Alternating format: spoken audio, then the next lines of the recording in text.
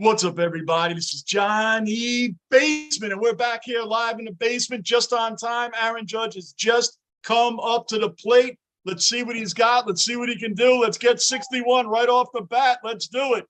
Let's get 61 right off the bat. First pitch swinging already. We're already here, ready to go, guys. Ready to go. Live streaming right now. Judge is up. Got to get my Judge jersey on. We're just making it in. Just making it in. Just making it in. Aaron Judge is up. Subscribe, hit the bell notice, hit the like button. Keep the basement rolling. What's up, Quick? What's going on?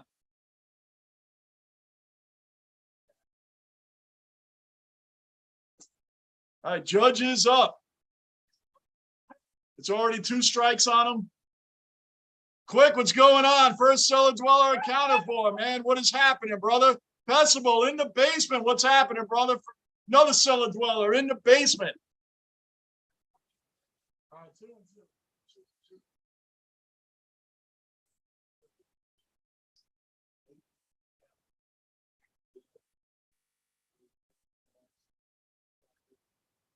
Anyway, guys, we just made it in. Just made it in on time.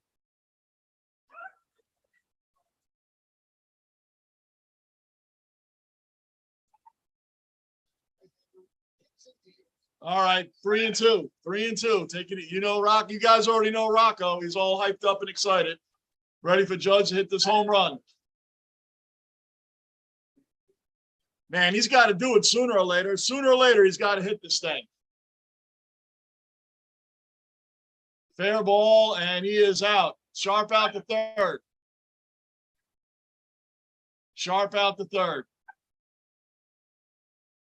Go over there, Rocco. Look, Rocco, go. Come on, buddy.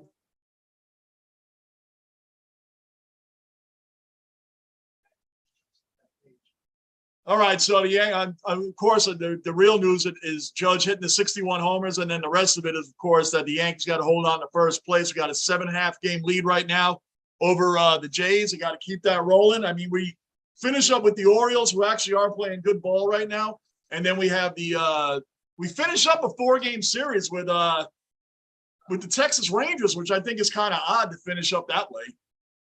The Texas Rangers, that's how you finish out the season. It's usually like, you know, the Red Sox or the Blue Jays, we might have finished with it. Some division rival. The Rays even. We didn't even get that this time around. Finishing up the series with 4 games against the Texas Rangers is a little weird. Jets are making me kind of mad. Quick, yep, as usual. Oh, it's huge. As usual, the Jets are making me mad too. Quick, we should know better by now. We should know better, man. Jets are the Jets, man. Rizzo just flew out to the warning track. That's 2 out now. So they got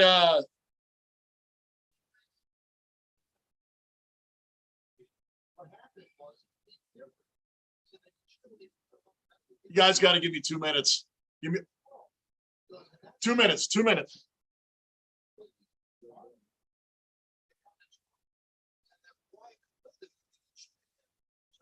All right.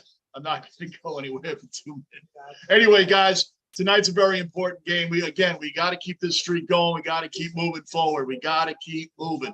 We can't lose any more games. They got to take the next 2 from the Blue Jays here. Outside of Judge hitting that 61, we got to take the next 2. We got to take tonight. We got to take tomorrow night. Off Thursday, weekend against the Orioles. Again, the Orioles are not a pushover team. The Orioles are still fighting for a spot. They're actually fighting for a spot. So if you're a Baltimore Oriole fan, you got something to be pretty excited about right now. So that's awesome. That's awesome. Roger Maris' son is there, and he's saying that he hopes that Judge does get it, but he'd rather have it done in New York. I'd like to see him hit 61 in New York as well. You know, all these accomplishments, you want to see him done at home. You want to see it done in front of the home crowd. Toronto doesn't really care about if Aaron Judge hits a home run or not, right? It's 61. They don't care. They care about taking over the division. That's what they care about. So that's where we're at with that. Anybody new in the basement, subscribe, bell notice, hit the like button, keep the basement rolling. Anyway, Gleyber Torres has been on a tear lately also, man. He's been hitting a lot. And until that happened, and he struck out, so I guess they just jinxed him. So anyway, guys, we're Jameson Taillon's on the hill tonight. He's got been pretty solid pitching for us this year. I mean, our pitching's been getting a lot better, man. And we've been rolling in September. We already said it. Once everybody comes back, once everybody starts coming back, the Yankees are going to be okay. And that 10-18 August is behind us. All the people that were praying and loving and wanting the Yankees to be bad and all that stuff, guess what? And then to blow the division lead and all these people, all the haters were loving when the Yankees were slumping in August. And all he kept saying was just give it some time because the Yankees will be back once they get players back. To say that injuries aren't an excuse, they are an excuse to a point. They're an excuse to a point. Thank you. And they're an excuse to a point when you're missing Stanton, DJ, Rizzo, Matt Carpenter, Benintendi. You know, that's a lot of run production gone. That's why the slump happened. And then they're just going to pitch around Judge because who do you got to worry about after Aaron Judge when nobody else is there to back him? Even Stanton was out for a little while. So that's what's up. It just so you can blame injuries to a point. I think so. Why not? Why can't you blame injuries? One player I could see being like, come on, really, or it's a couple players. Not all those guys. Those guys are massive run production guys, man. Come on. Let's be real. Let's be real here. I just threw this jersey on the last minute, man. It feels like it's off center. Anyway, Pessable. I wish I could show you my baseball lineup on FanDuel. I'll tell you what, Pessable. I'm not a fantasy person. I don't do the betting or the fantasy stuff or the online. I don't do any betting. However, the Lunicorn is very, very good with that, Pessable. He's good with all of that stuff. He could help you out a lot, give you a lot of updates on all of that. That is his world. That's his world. Now, we all know that he's down there in Florida right now, dealing with the hurricane that's coming directly at him. He said he still may come on tonight because they're just getting rain down there right now. It's not a full-blown storm. But yet, he might pop in tonight. He actually might pop in with us tonight. So, but he's the guy to handle all of that stuff. He's definitely the guy for that. I don't know anything about it, but I can still look at your lineups. I know about the players for sure. I know about the players. I'm just not a betting guy. Yo! Pessable, of course, you can. Yeah, for help, I could definitely help you with it. I just don't bet. No. Come on. It's 1-0 Toronto. Home run, Springer, leadoff homer. Come on, Taillon. Come on. Rick the Ninja, another cellar dweller accounted for. Rick the Ninja, we've been all asking, where's Rick the Ninja been? We missed you, brother. I even missed you for the Jet stuff, man. Rick the Ninja is back in the basement, man. Regular cellar dweller. Boy, oh boy, right off the bat, leadoff home run. Come on, man. Come on, Yankees. That's not the way to start the game. Come on.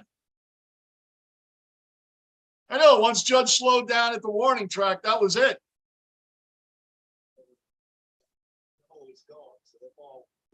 Come on, man. That was a dead center shot. And Judge didn't make much of a run after it. He knew it was gone.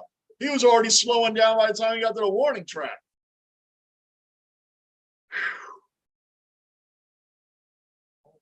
Yeah, but Pessable, I don't mind giving you my thoughts on who you should take, but I'm not well versed in the actual how these sites work. Lou is incredible with that stuff. He understands how all of that works. So, boy, Rocco's got some bone here. He's got some bone he's working on. He is going to be busy tonight with this monster bone that he's eating right now. Turbo is in the basement. Another cellar dweller accounted for. What's up, Turbo? Good to see you in the basement again, brother. Missed you for a couple days, man. Hope all's well with you. All right, so for some reason, Aaron Hicks is playing again tonight. I don't know why. Bader is not in the outfield. You got Judge in center, Cabrera in right, and Hicks in left. Why is Hicks getting so much time this week? He shouldn't be playing at all. He shouldn't be playing at all. I don't understand why he's getting this kind of time. I don't understand why is Hicks playing? You know, we're still fighting for to keep first place in the division lead. I don't understand this at all. Here's Vlad Guerrero. Here's a guy that probably should have been intentionally walked last night. How about intentionally walking him instead of letting him hit? That was very strange, man. You had a base open. Why don't you put one of the best hitters in the game on base instead of pitching to him? Unbelievable. Gunnar, another cellar dweller accounted for in the basement. Gunner's in the basement. What's up, brother? I'm still unable to view Frank's store website. All right, Gunnar, I will get in contact with Frank. He might pop on here today. We got to see what's going on with that, brother. We'll see what's going on.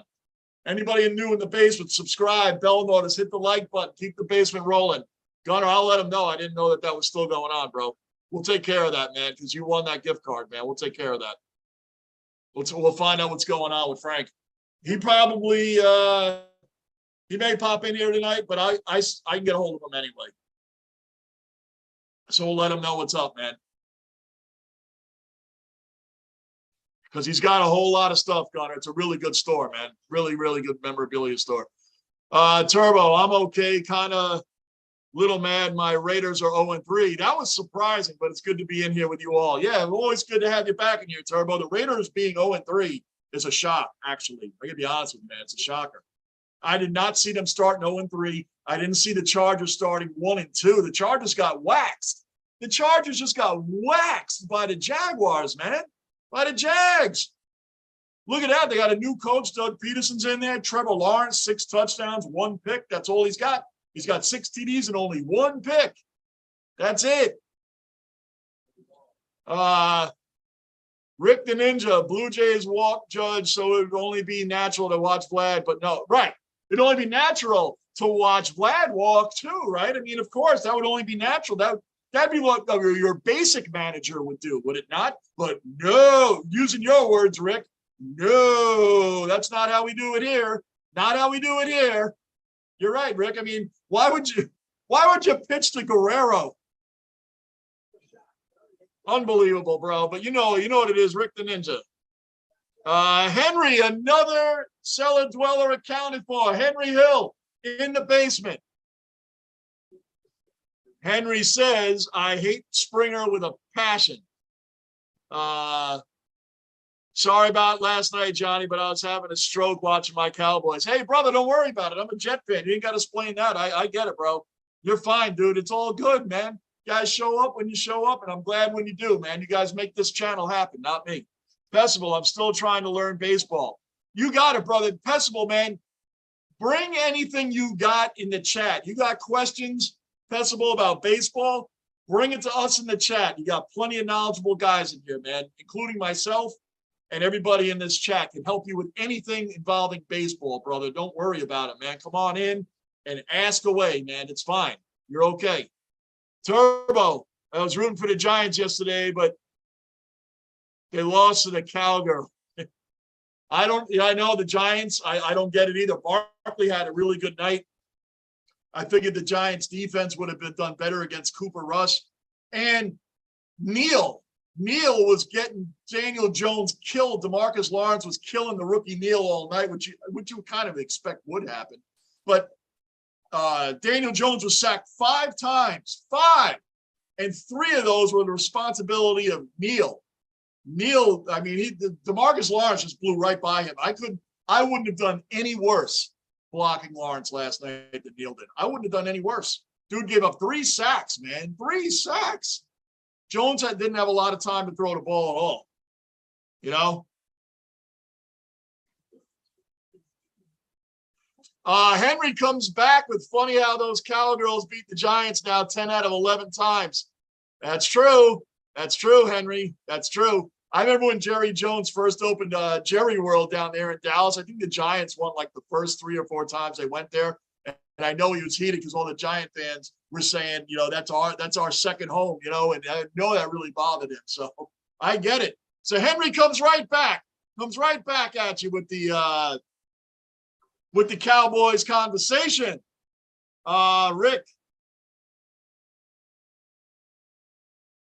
Rick the Ninja, your Rangers spanked my Isles yesterday in preseason. I didn't even know that. You know why I didn't know that, Rick? I'm not a big preseason guy in any sport. I want to watch the games when they're real, when they mean something. All preseason does for me is it scares me that important players are going to get hurt. Preseason scares the crap out of me in all my sports. All of them. Baseball, hockey, football, basketball. I'm worried someone important is going to get hurt because that's usually what happens. And preseason to me, I always think they should just play their draft picks, play the guys that are coming up, bring up some guys from the minors, see what they got in any of those sports before you play the regular guys, man, because I just feel like, especially in football and hockey where it's contact sports, man, they can get hurt, and then you always lose an important player for half the season or, God forbid, the whole season. We always do, but the bad players never seem to get hurt. Not that we want anybody hurt. You know what I'm saying.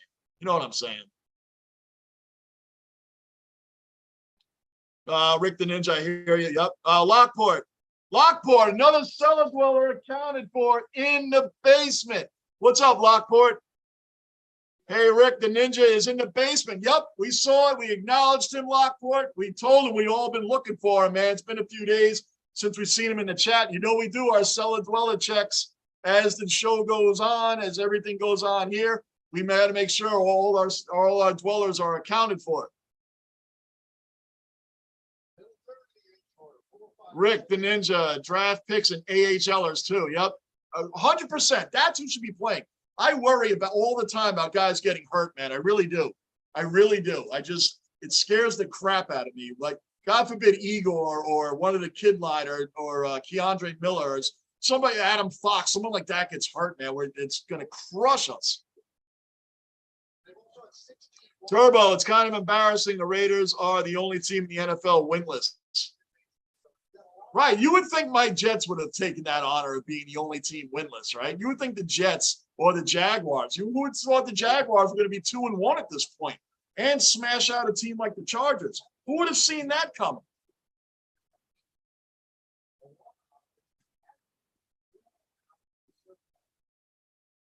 Who would have seen that coming, right? I wouldn't have seen that coming. And the Raiders being 0-3 is mind-blowing, bro. Turbo, it's mind-blowing. NFL season's weird, but you know what? It's still early enough. Teams can turn it around. And teams that are killing it right now, they could start losing too. Trust me, I've seen it. I've definitely seen it with my Jets. The year Brett Favre was there, the Jets were 8-3, and we finished 9-7. We were 8-3 at one point. They finished 9-7 and missed the playoffs. True story. They were rolling.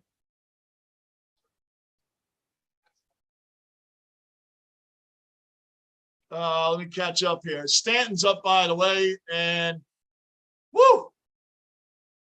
We need one cranked out of here.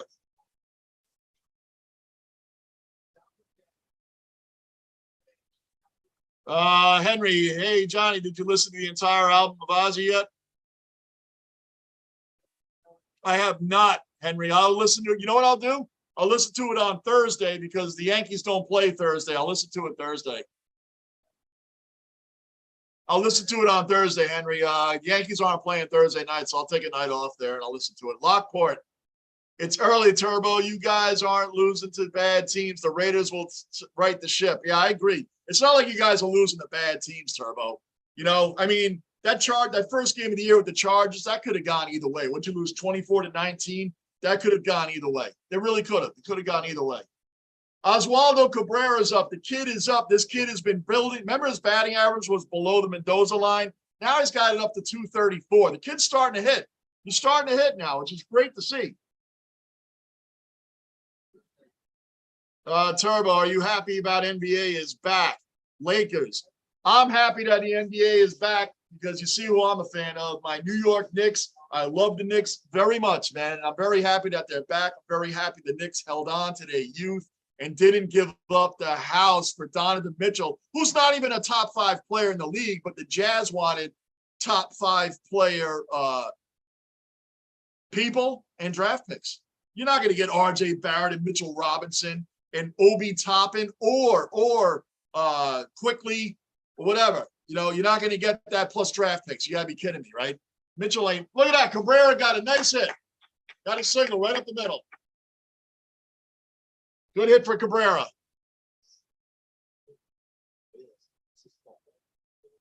Where are we at here? Henry. Raiders and Chargers never should have fired their head coaches. Herbert's not the same ever since they fired the great coach they had. They just had some really bad luck. Yeah, that's a good point, Henry. Yo, changing coaches is huge. Look at Mac Jones. I know he's hurt right now, but look at Mac Jones for a minute. You took McDaniels out of there as his offensive coordinator, right? Look at that kid's confidence now with Matt Patricia and Joe Judge. That's a joke, right? This kid, I know he just got hurt, but just up until then, he's only thrown 2 touchdowns and 5 picks. 2 touchdowns and 5 picks. Sure, but Josh McDaniels not being there, Patriot fans will tell you that wasn't a big deal. Matt Patricia and Joe Judge are going to be fine. Those guys are clowns. Are you kidding me? McDaniels is one of the best offensive coordinators in the game all those years. So, yes, Mac Jones not having Josh McDaniels is proving to be huge. 2 TDs to 5 picks in the first 3 games. Mac Jones playing terrible. So coaching does matter. And Justin Herbert is looking a little different than he did last year. Coaches do matter. Gunner, I'm hoping Buffalo can get healthy for Sunday. Yeah, dude, you guys have Baltimore Sunday. That's not like some easy turnaround after the Dolphins. You got a rough schedule, Buffalo's coming up. Really rough schedule, man. That one went foul. Come on, IKF. Turbo hopes you're right, Lockport. Bob's back in the basement. Bob, what's going on? Tonight's the night. Judge 61. Yes, tonight is the night. Let's get it. Lockport, Jets lost another star on the offensive line. Well, what else is new, Lockport? Maybe I'll go block for them. I couldn't do any worse than some of those other guys. And Zach is supposed to be back Sunday. Let's see what happens with Zach, right? Let's just see what happens. Flacco was okay. I mean, for what he is at the age he's at, and you can't blame the whole loss on. Jet fans cannot blame that whole loss Sunday on Flacco. Not the whole thing. Dude had no time to throw the ball. He's 37. He's a statue. Tom Brady's actually more. I hate to use the term, but he's a little more versatile than Flacco is. Flacco's a freaking statue, man. He had no time to throw the ball, and the blind side was killing him all day. So, but you can blame some of it on Flacco. I'm not totally getting out of there, but maybe the difference with Zach, when Zach is in there, you're going to get, he can run, he's got a cannon. His decision-making is extremely poor to this point. From what I've seen, Zach's decision-making is horrendous. The whole reason he's hurt is because of poor decision-making. Not running out of bounds in a game that meant nothing in preseason. You're not in a quarterback competition. What are you cutting inside and going for extra yards for? It's not even matter. It doesn't matter. You're not in a quarterback competition. That's poor decisions, man. So let's see what we get with Zach. But the team has been put together, so he does have some weapons to go to. Garrett Wilson, Elijah Moore, Corey Dale. Let's see what he does. So the jury's still out on him. I'm not in love with Zach, and I don't dislike him. I got to see what we got before I can make that determination. Where are we at? Lockport, Jets lost. I read that. Rick Cabrera, the young stud. Rick the Ninja, you are 100% correct. Cabrera's bat is now coming around. Dude plays right field, left field, short, third, second, first. Wherever you put this kid, he's playing at an elite level on defense, right? Elite level. He is. Kid's playing everywhere. Everywhere you put him. That is phenomenal for a team to know that you can call somebody up and he's versatile like that. He can play every freaking position you put him at. So I'm loving Cabrera. And now his bat is starting to come around. Forget it, man. We might have another kid here for the next 10, 15, 20 years. Who knows? Henry, Jets ex-coach, love the Chargers ex-coach. Yep, sure did. Bob, Lockport, dude, just got home from NYPB, love that place. Okay, I'm not up in Buffalo, so I don't know anything about what you guys are talking about. Gunner, Buffalo's O-line is rated at the worst run blocking by a good margin right now. It's only 3 games. It's only 3 games. Relax. Buffalo's got the team to win the whole thing this year.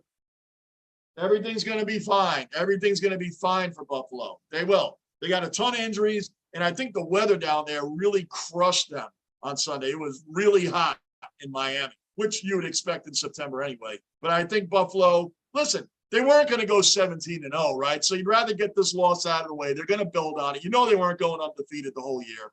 And they lost to an excellent team in Miami. So they're going to be fine, Gunnar. I wouldn't worry. I wish I, as a Jet fan, had the problems Buffalo has. I wish I had those kind of problems.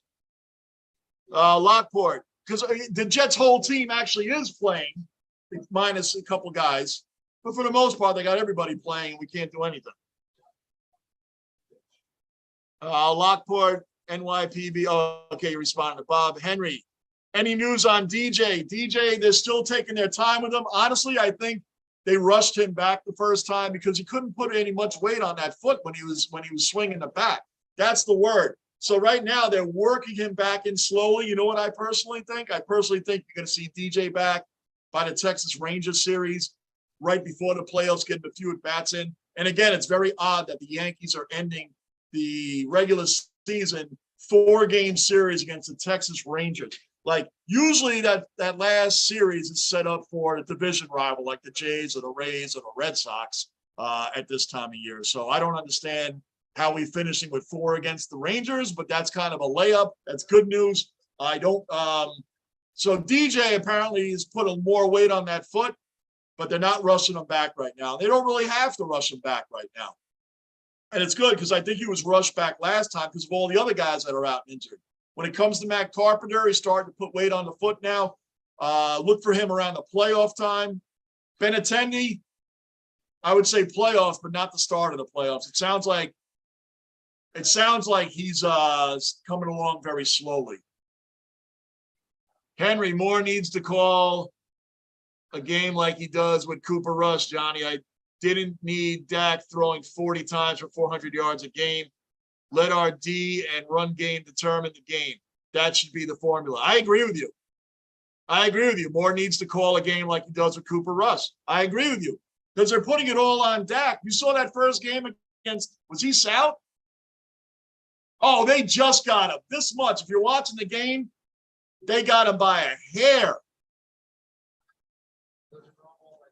Anyway,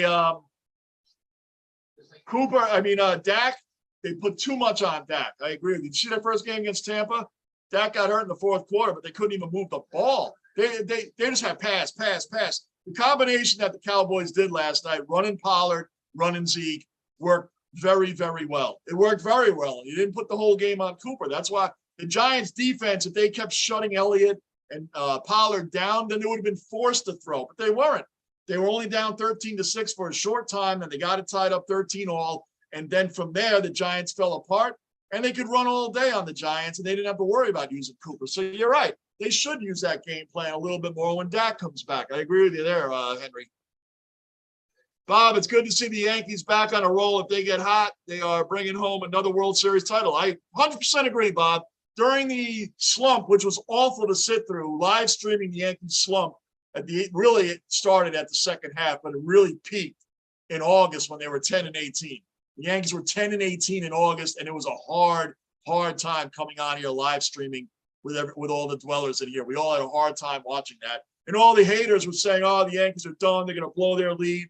Listen, when you got mega injuries like the Yankees had, it's going to be a little bit of a slump. We all kept saying, when these guys start slowly trickling back in the lineup, the Yankees are going to go back to that first half team when they were 61-23 and 9 games better than everybody else, including the Dodgers. All right? We hit a major bump in the road, major slump. We're coming out of it. September's been a way better month. The Yankees are rolling now, and they could very well win the whole thing. Why not? Why can't they win the whole thing? We get Carpenter back. Our pitching's already there. We got a really good bullpen also. So we're going to be fine. Yankees going to be fine. Henry, man, how great is our new center fielder. I love this kid. Hell yeah, man. Bader is freaking great. That's why my question is, why is Aaron Hicks playing today? Why is Aaron Hicks in the game? Why is he in the game? Bader's not playing today? I don't understand. I don't understand why Bader's not in the field today. Why? Why? And even so, I'd rather see Timmy LaCastro. He doesn't hit very well either, but he's a way better fielder than Aaron Hicks is. And the dude's got wheels. The guy can move. He's fast. Aaron Hicks is the only guy that hated seeing Joey Gallo get traded. Wow, he got in too. Wow, what a throw by IKF. Two. I don't think they're challenging. Let's see if he made it. Yes. Yep, he was out. Okay. Yeah, I don't understand that at all. Anyway, we're talking about Bader, right? Gunner, people are saying Miami is better than Buffalo since they beat us. Not true. Not true. So that means the Colts are better than the Chiefs. Right. And the Jaguars are better than the Chargers. Right, exactly. That's not true. Miami's happy. They're doing really well. Let's see as the season goes on. They're not better than Buffalo. They were just better than them on Sunday. They're not better than Buffalo. No one in the league is better than Buffalo. I still stand by that. Nobody's better than Buffalo in the league. So whoever's saying Miami's better than Buffalo, come on, man. It's very early in the season right now. Very early in the season. Bob, the Yankees are like the Bills, the best team in the league. Just have to go through the injuries. Go Yanks. Yep. They're both in the same position. The Yankees, as hot as they started, the Yankees have enough of a pitching staff to win. The New York, I tell the Turbo knows, Turbo's a Dodger fan. The biggest threat to the Dodgers in the National League is the New York Mets. The Mets pitching staff, from DeGrom to the fifth starter, Carrasco. Carrasco is the fifth starter. That dude would probably be the middle of most pitching rotations on most teams, Carrasco. The Mets from DeGrom right through Carrasco. It's like DeGrom, Scherzer, Chris Bassett, Taijuan Walker, and then Carlos Carrasco. Those five pitchers collectively, you can challenge. It's arguable, but they're arguably the best first five you have in baseball.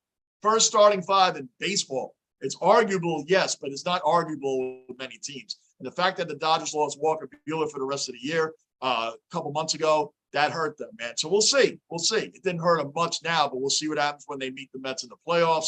That's going to be very interesting to watch. That's a series I'm going to watch for sure. I'm definitely watching that. Let me catch up here. Gunner, people are saying I read that. Bob, the Yankees are like that. I read that. Gunner, I've never understood the argument that beating a team means you're better than them. Miami's always beat Brady. Didn't mean they were better. Excellent point, Gunner. Excellent point. Miami Dolphins, no matter what their record was, for whatever reason, when the Buffalo Bills and the New York Jets were the ultimate punching bags for the Brady and the Patriots, right? Higgy, by the way, just got a leadoff single, and Higgy is above the Mendoza line, hitting 204 coming into that at bat. So, yeah, Miami, for whatever reason, always beat Brady and the Patriots, but were they better than them because they beat them? Of course not. Of course not. So it's just, Gunner, people that say that don't know what they're talking about. Henry, exactly, Johnny. Why is Hicks playing? I have no idea why Hicks is playing. Hicks is up right now. You know what he owes the team and us fans? He owes us a 2-run home run right now so the Yankees can take the lead 2-1. Why is this guy playing?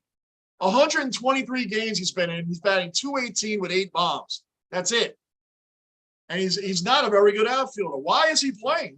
There's too many guys on this team. Too many guys on this team that can be playing in that position in the outfield, and he's playing. I don't understand. I just don't get it. I don't get it. I just don't get it.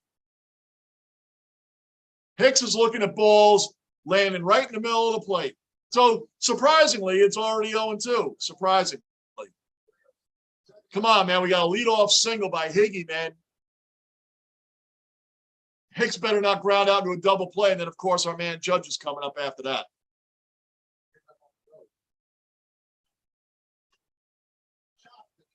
Oh! You know what Hicks should do? Hicks should drop a bunt down because they have the shift on. Boy, that shift, I tell you what, that shift shows what baseball is today. That shift would never work in any other era of baseball. The shift only means that today's baseball teams can't bunt, don't manufacture runs, can't hit to the opposite field. Because if any one of these teams could do that more often than not, you wouldn't see the shift. Wow, Hicks sent one all the way to the middle of the warning track. He almost did it, but he didn't do it.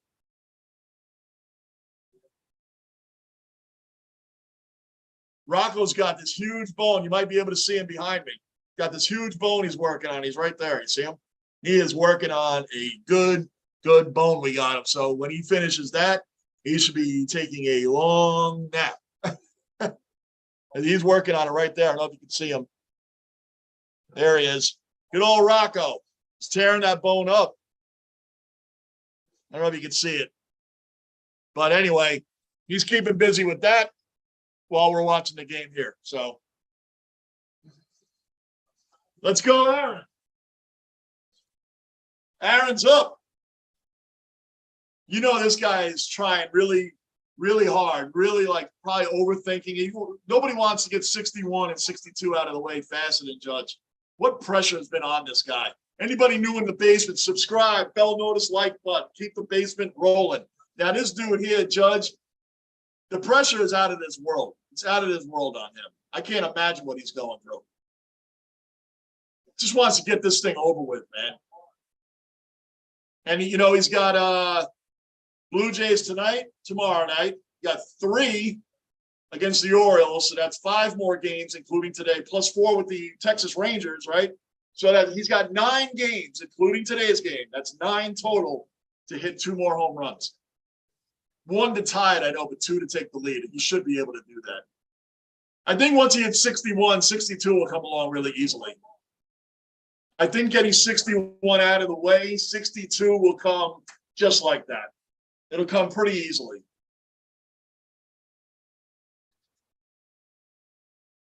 This is the bone he's working on. Look at that thing.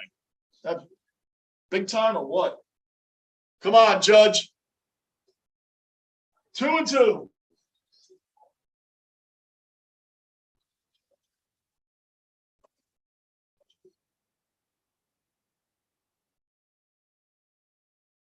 And he ripped off a big chunk off this thing.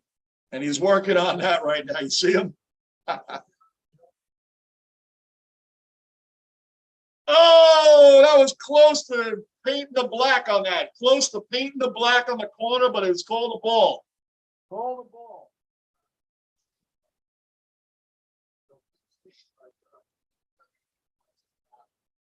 Come on, we all want this to happen, man. Let's just go. I'm telling you, once he hits 61, whenever that is, 62 is going to come right behind it. Walked him. He walked him. All right, we got 2 men on, 1 out. Rizzo's coming up. Let's get this thing done. Let's get it done.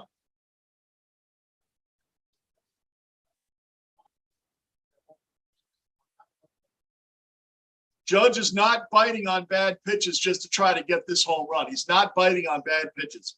He's not expanding his strike zone. He's still working the count and waiting for his pitch. That's it. And this guy pitched to him. Berrios is pitching to him. He's not avoiding Judge. He is pitching to him. So it's not like they're intentionally walking him here. They're not intentionally walking him.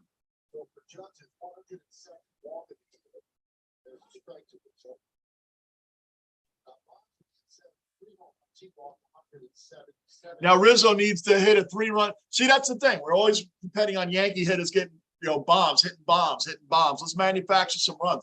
At least get a single. We got 1 out. There's a man on second. Higgy's on second. Let's get him home. That's going to do it. Higgy's going home. Come on. Higgy's going home. Higgy's going home. We tied it up. 1-1. There you go. There you go. There you go. 1-1. There you go, Rizzo. That's how you do it, man. That's how you do it. Now we got a guy on third, 1 out. We got Judge on third, Rizzo on first. Torres is up now, who has been tearing it up in the runners in scoring position category. He's been doing it. Gleyber's been really hot lately. So let's at least get a sacrifice fly. Of course, the 3-run homer will always take that. But point is, let's get Judge home. Let's get the guy home. He's on third with 1 out. We need to get – these are the runs when you don't get them that come back to haunt you later on. And I'm speaking obvious stuff here. You guys already know this. You guys are well-educated sports fans. You already know this stuff. Rick the Ninja, nice one, Rizzo. Amen, Rick. I agree. 100% agree, brother.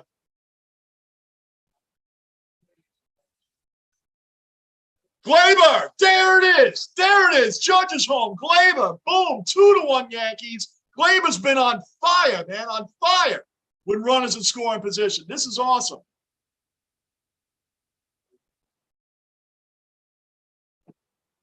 Again, Rick the Ninja, yes, again. Gleyber, come on, man. We got to win tonight. We got to win tomorrow night. Push them back to 9.5 games out. Push them back. There's 7.5 right now. We need to push them back.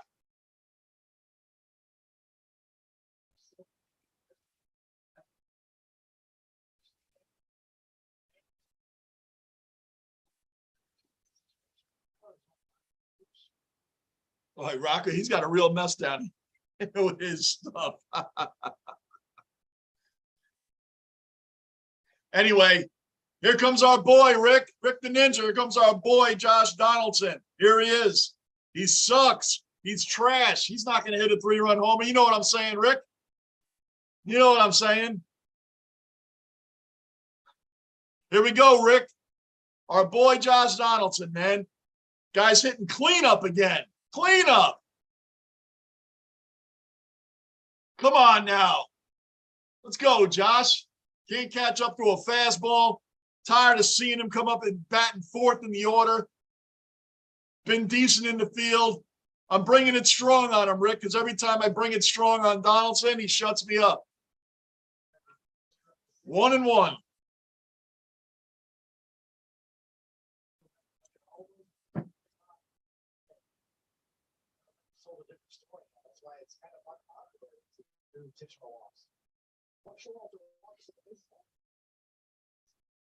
Rick the Ninja, yeah, he's a bum.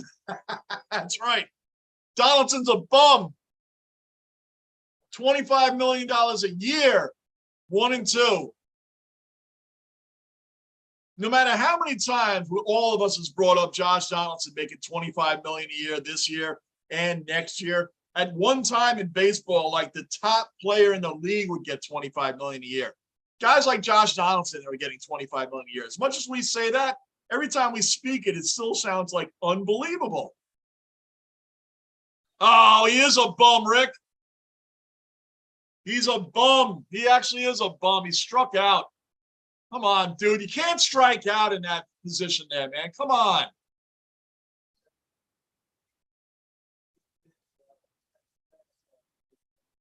Mr. Fantasy, bang, bang on YouTube for your listening pleasure. Thanks, Mr. Fantasy. Come on, Stanton's got to bang one out of here, man. Let's go. Speaking of bang, bang, let's go.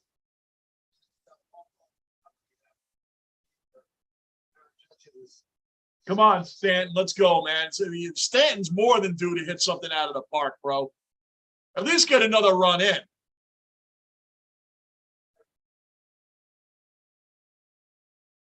That's right, Rick the Ninja. Big oof. That's right. Anybody else new in the basement? Subscribe, bell notice, hit the like button. Keep the basement rolling.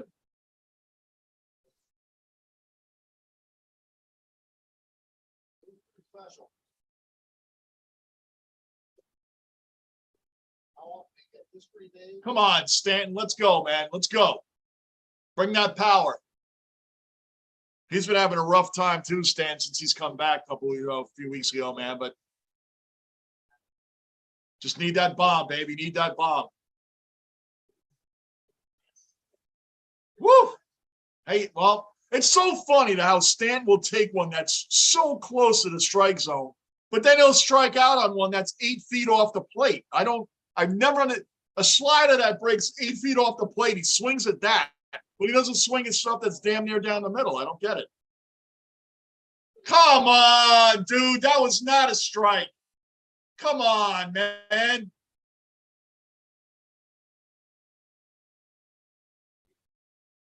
Come on.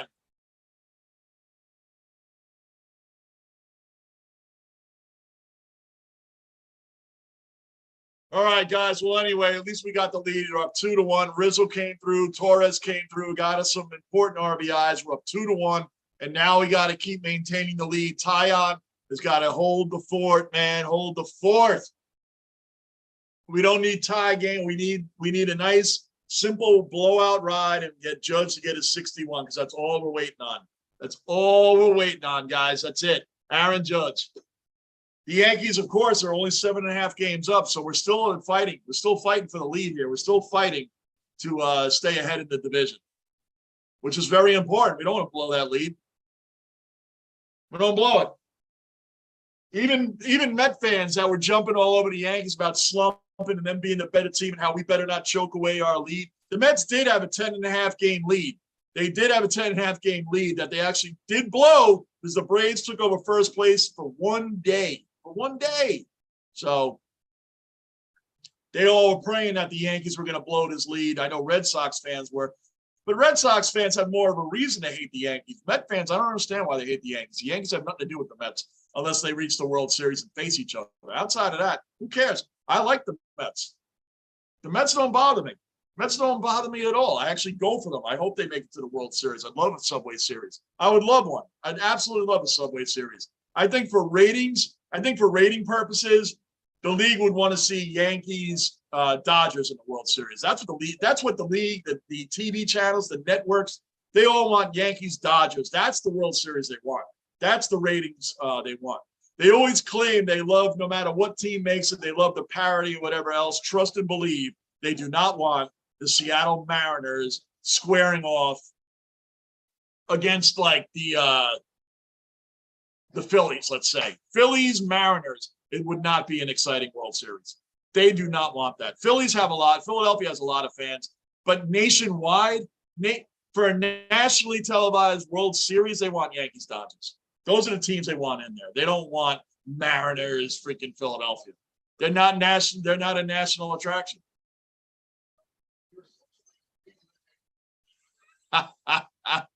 Rick the Ninja, yes, you do. I forgot about that for a minute, brother. Forgot about that. I need to bring back 1-800-RUNS now. 1-800-RUNS now, Rick. That still is the greatest line the chat room has ever seen. And this chat has seen some great lines from the dwellers, some great ones. Rick, that one there, it will always be the number one. 1-800-RUNS now. But that's a good sign that you haven't brought it up in a while because the Yankees have been playing. September's been a great month for them. Good stop by Donaldson. See, that's what we love, Donald. Oh, he missed. Good stop and throw. I mean, that was a great effort by Donaldson there. He's definitely still okay on the defensive side of the ball.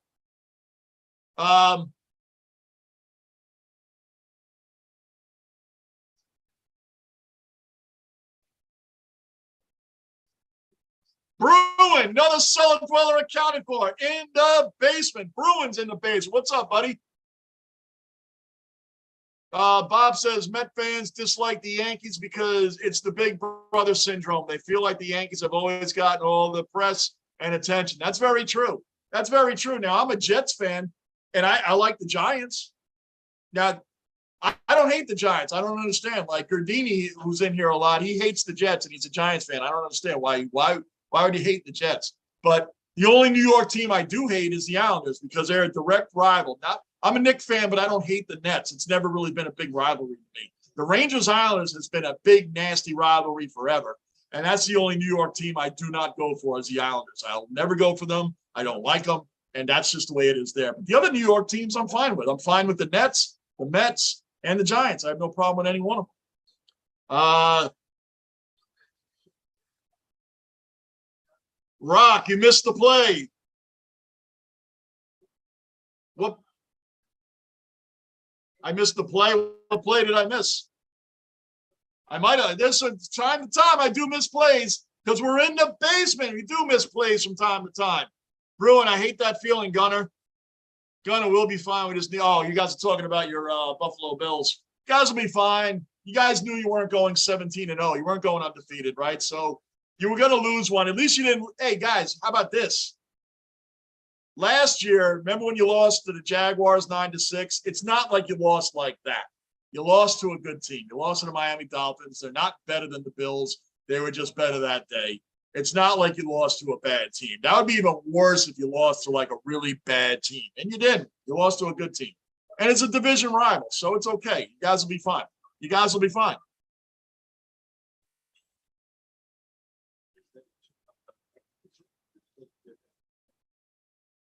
Come here.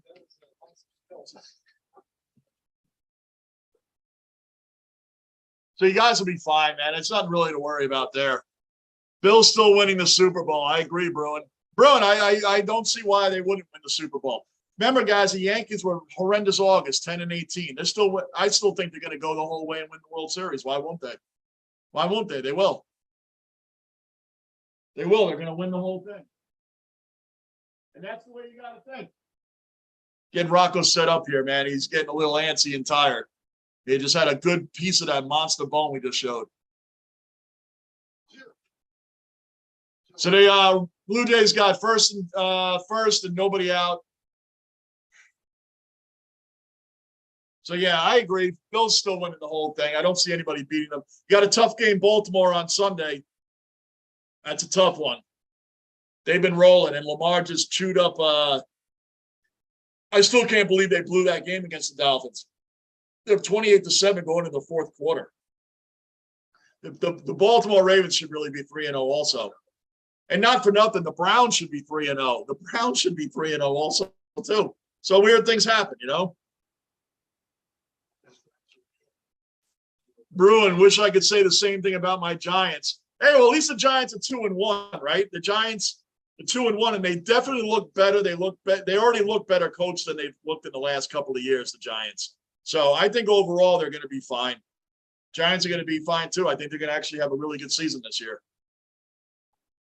They look well coached, and they do like Brian Dable, man. They just look – the Giants have a whole different feel. The fact that they were down 13-0 at halftime in week one, then came back and won that game. Then they had a good one against Carolina, which they hung in there and won that one 19-16. So last night I thought they would have won as well, but I think the Giants are going to be fine this year. I think the Giants are going to have 8 to 9 wins this year. That's where it all started, right there.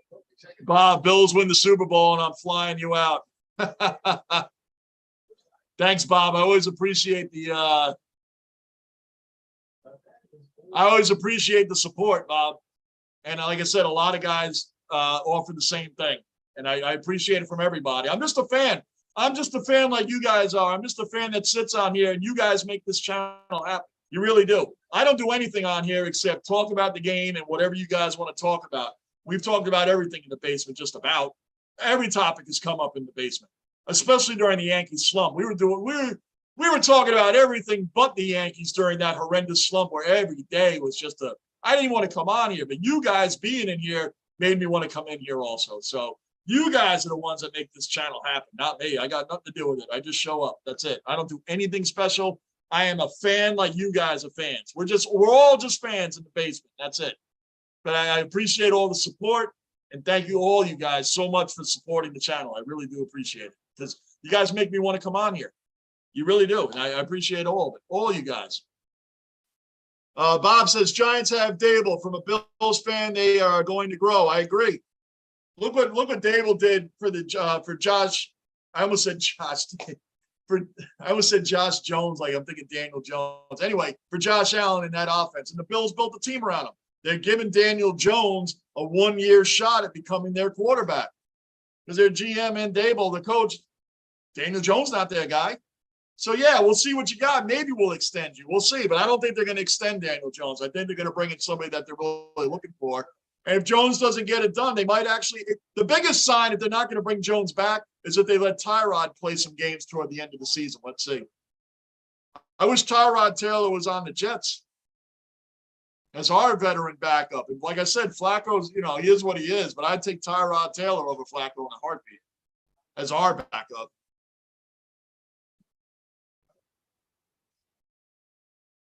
True, Johnny. Just hope they can be Super Bowl contenders soon. They will. You know what's funny with the Giants? The Giants can slip for a little while, but then they always find a way. The Giants organization, it's weird that the Giants have been bad for the last few years. It's not weird. That's the Jets department in New York, not the Giants. The Giants are supposed to be the team. They're supposed to be the better team, the more respected team than the Jets are. The Jets are where they normally are, in last place, and hoping and telling their fans stories like we haven't seen the same movie over and over and over. So I still think the Jets are going to be okay. I still think so. But that's just me being cautiously optimistic with my team. The Giants, they're already on the right foot. When Coughlin retired, right? Forced retirement, should we say? Giants never looked the same under McAdobe, never looked the same under Pat Shurmur. The Giants and Joe Judge, you could forget it with Joe Judge. He was, of all those three guys, Joe Judge, and it was probably hard to be worse than Bob McAdoo, right? It's probably hard to be worse than him. Joe Judge took the cake. He was way worse than McAdoo or Pat Shurmur. So now you got a coach that you can already tell the atmosphere and the culture's already changed for the Giants. It's already changed. You can tell these guys are fighting for Dable. They have a different fire in their eyes. They have a different spirit about them. The Giants' offensive line last night was horrendous. But overall, in the first 3 weeks, the Giants already look like a different team.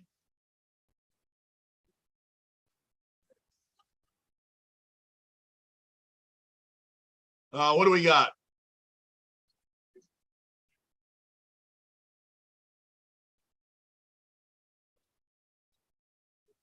Bob, Tyrod's a running Fitzpatrick, always the bridesmaid, never the bride. I know Tyrod Taylor's an excellent quarterback, man. The guy is a really, really good quarterback. As I said, I would love to see him on the Jets right now. I would love to see him on the Jets. I think he's a really good quarterback. I know he's always never had the real starting role for a long time. He's been on a lot of teams, from the Browns to the Chargers. I know the Bills and whatever else. But overall, I would take him over Joe Flacco as our backup. And like I said, we'll see. We'll see what happens with Zach. He's supposed to be back Sunday. Let's see what happens. And the Steelers are not that great of a team. The Steelers are a very beatable team. They just are. They don't have a quarterback. They don't have anything special going on. They're a beatable team. I think we'll see. I think we'll see what happens Sunday. But Zach coming back, he's coming back against a team that I think is beatable. But let's see what the kid's got, because I can already tell you, if Zach has a bad game on Sunday, here's what we're going to hear. He just came back, give him time, let him set up, and then so on. I can tell you, I've heard these excuses for anybody. Zach could be anybody. He could be Sam Darnold. He could be Geno. He could be Mark Sanchez. He could be anybody. The same excuses will come out year in, year out. Same reasons why the Jets, I've seen. That's why when people ask why I didn't do a review of the draft, this great draft the Jets had, which I will say they did have a great draft. Garrett Wilson, the receiver's already playing. Breece Hall is already playing. Michael Clemens is already playing. Jermaine Johnson. These guys are already our starters. Like, they're not fighting for positions. It was an excellent draft. I just wanted to see it build and grow. I don't get excited after being a Jet fan for over 4 decades of a great draft in April. I want to see it translate to the field. I want to see it translate to wins. I want to see it translate to competitive games. Jet fans are so desperate, and me included. We would accept a better loss at this point. Look better losing. At least be in the game. Look better losing. We don't ask for much at this point. We don't ask for much as Jet fans. If the Jets had lost like 24-21 in some big battle back and forth game, man, we'd be happy with that. Do you know how long the Jets have led in a game this season? It's only been 3 weeks, but do you know how long the Jets have actually led? 22 seconds. And that's the 22 seconds that they took the lead in that Browns game at the very end of the game. The Jets haven't even had the lead. The Jets have been behind in almost every game that Robert Saleh has coached. Almost every game from last year to this year, we have been fighting from behind right off the bat. That puts a lot of pressure on the defense. And when a team has it rolling like that, look at the game Sunday. The Bengals just had to hand off at the end of the game, so that they can't even get a rush on the quarterback. There's no reason to. They just keep running the ball. The Jets are always playing from behind. So that's not good. You're not going to win games like that. And they're always constantly fighting from behind. They don't know how to win. The Jets do not know how to win. So they're not going to be fighting and winning games like they did in Cleveland. But the Jets have had the lead for 22 whole seconds this season, and that's when they took the lead at the very end of the game against the Browns. That's it. They've never had a lead in any other game. They're always behind.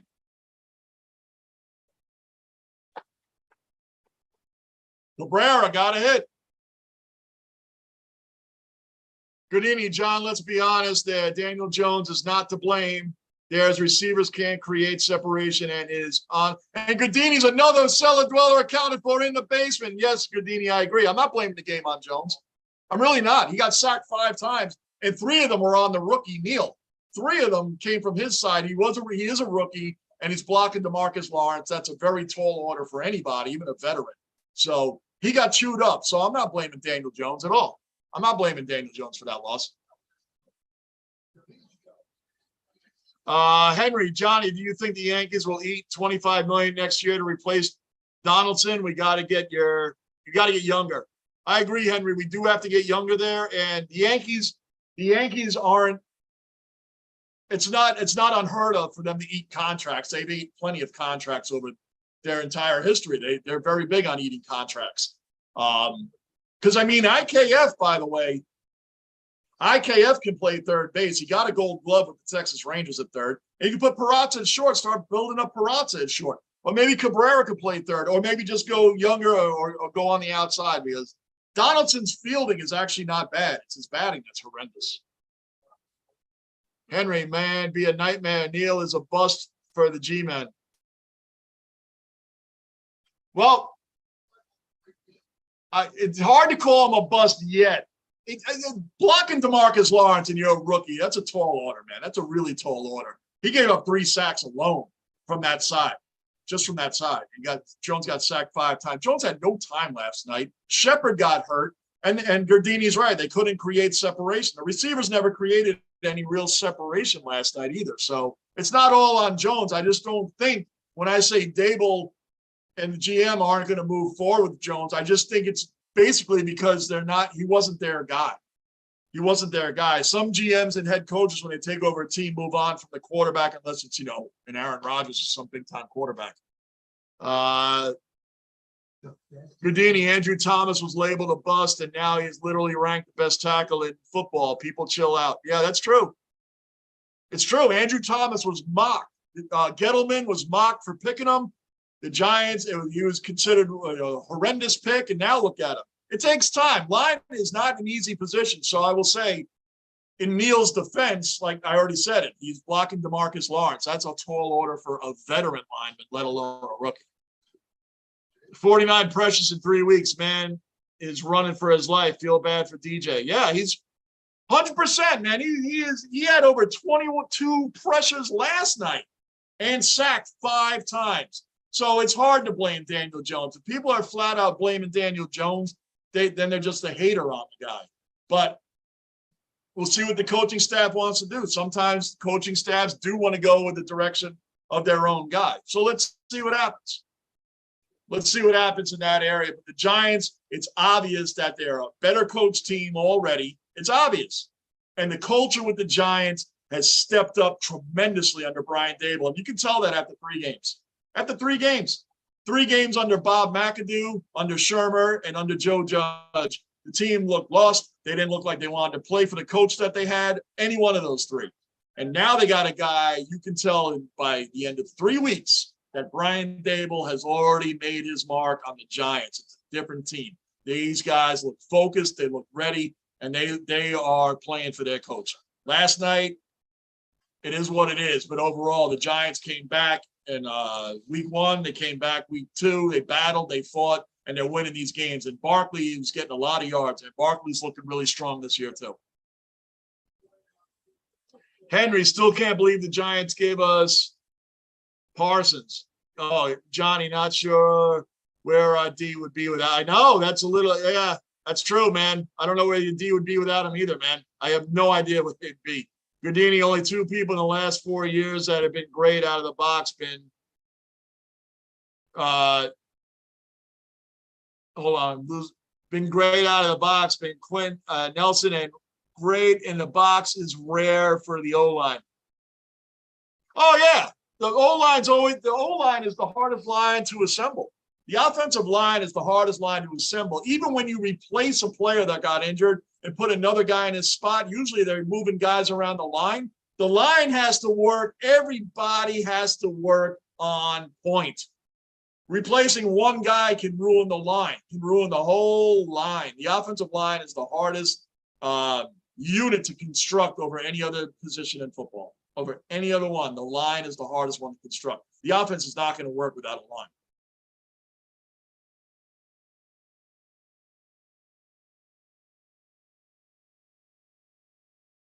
Bob, mark my words, in 5 years, you're going to be under the mark my words, in 5 years, you're going to hear under the McDermott tree. Yeah, Brian Dable, right. McDermott tree. Watch out. That's right. Isn't it funny you can have an incredible coach like Bill Belichick and his coaching tree never pans out for other teams? Like Bill Belichick came out from Bill Parcells' coaching tree, who pumped out what? Tom Coughlin and Bill Belichick. Right? Those two, between those two guys alone, you got 8 Super Bowls right there, just between the two. Just between the two. Bill Parcells pumped out some great coaches. Bill Belichick, it's weird. His whole coaching staff, Patricia, Joe Judge, even Josh McDaniels coached the Denver Broncos, right? And even now he hasn't started out.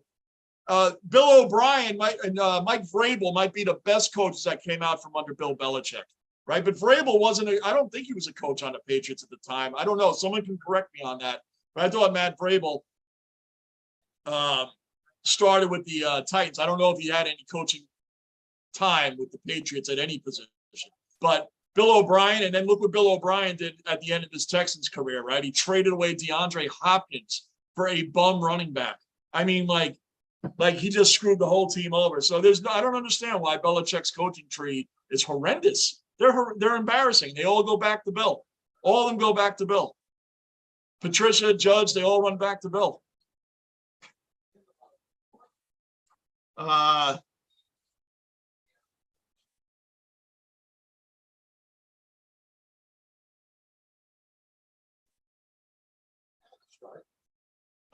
says Dable and Dorsey, I could see being great head coaches. Frazier is a better defensive coordinator than head coach. Yeah, Frazier is a great defensive coordinator. Great defensive coordinator. Gardini says Brady's starting to look old. Well, eventually he is going to start to look old. He definitely does. Yesterday, they really screwed it. They could have pulled that win off, man. But he's still the greatest of all time, Gardini. I'm not going to debate that all night. He's got 7 Super Bowls. He's the greatest of all time. I know you don't agree with that, but that's okay. I'm not going to debate that all night. Henry, Johnny, not for nothing. Not for nothing, by the fan you gave Judge Ball for a picture and a few autographs for the 60th is insane. Oh, I know. Even if he asked 50 grand is a total free. Johnny Judge is going to get 300. Oh, Aaron Judge better stay with the Aaron Judge better stay with the Yankees. They better sign him. And yeah, that guy giving that ball back and just wanting an autograph and a bat and a picture. I mean, that's the Yankees in the Hall of Fame. They got to be like, yo, thank you. That's all you want? No problem. We'll get you a bat. We'll get you this sign. You can meet out, whatever you want. You don't want money? Whatever you want. Else is fine. How does that guy not ask for money? Yo, we're fans. We put our heart and soul and our wallets into this team, man. Going to a game is not cheap. Going to a game is hard. It's hard for a lot of families and fathers to take and mothers to take their kids to games. This ain't cheap. And parking's a nightmare. Most fathers work hard all day to get home, or mothers too. Mothers take their kids to the games too. So when they get home from work, then they get everybody in the car, get going, fight traffic, get to the game. If you're not taking the subways there, or any game along the country, right? You got to pay all this money to get to these games. So you better ask for some money when you get an opportunity to get it back, and a lot of money too. These balls are going to be expensive, man. They're going to be bidded on. The Hall of Fame wants them. The players want them back. Forget it. I wouldn't have given that back for free. No way.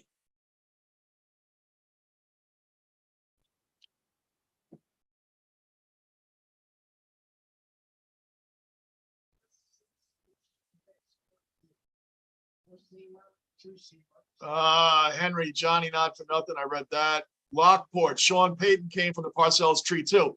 That's the guy. Yes, Sean Payton. I couldn't think of the other guy. I said Coughlin, Brady, Coughlin, Belichick, and other guys came out. He was the one I couldn't think of. Yes, Sean Payton, Lockport. Good call. Good call. Bob, Vrabel was a player, he never coached for the Pats then. Okay, very good. I knew he played for them and won Super Bowls with them. I never knew if he got any type of coaching position under Belichick. I wasn't sure if he was a line coach or linebacker, something even minor for a short time. So good. Thanks for clearing that up, Bob. That's why I didn't commit to saying him too. So Vrabel, he's been a pretty solid coach for Tennessee, let's be honest. Lockport, I think Coughlin came from Parcells tree also. Might be no, he did. He definitely did. He came from the Parcells tree. I mentioned him. Coughlin and Belichick. That's why Belichick has a losing record against Tom Coughlin. He's the only coach he has a losing record against. I think he's 2-5 against him. That includes when Coughlin was with the Jaguars as well. But the Giants, Belichick is owned by Coughlin. Coughlin owned them, but they've known each other. They coached against each other, offense, defense, all that, when they played under Parcells, when they coached under Parcells. So quite a staff. Quite a staff. Bob, Vrabel was not read that. Lockport, I think Coughlin read that. Gunner, he's definitely the best quarterback of all time, but Rodgers is the most accurate quarterback of all time. He just doesn't throw interceptions. Just hasn't had much playoff success. You know what's funny to me, Gunner, about that? And I agree with your assessment. Gunner, but you know what's funny about that? How many superstars in the playoffs that don't play well in the playoffs, right? Pick a sport, it's the same. A lot of guys get trashed for not playing well in the playoffs as being a superstar. Rodgers always seems to get a pass for not playing well in the playoffs. That's when all the other excuses for Rodgers comes out in the playoffs. It's never blamed on him. But other players, it's 100% blamed on. 100% blamed on. Rodgers seems to always get a pass. They call Rodgers a second. Would you guys take in their prime right now? Answer it. Because they say Rodgers is the second greatest of his era behind Brady. I would take Peyton Manning over Aaron Rodgers if they're both in their prime. Who you guys taking? Peyton Manning or Aaron Rodgers? Both in their primes. I'm taking Peyton Manning, and I don't even think twice about it. That's just me. Who do you guys take? Manning or Aaron Rodgers in their prime? Who you got?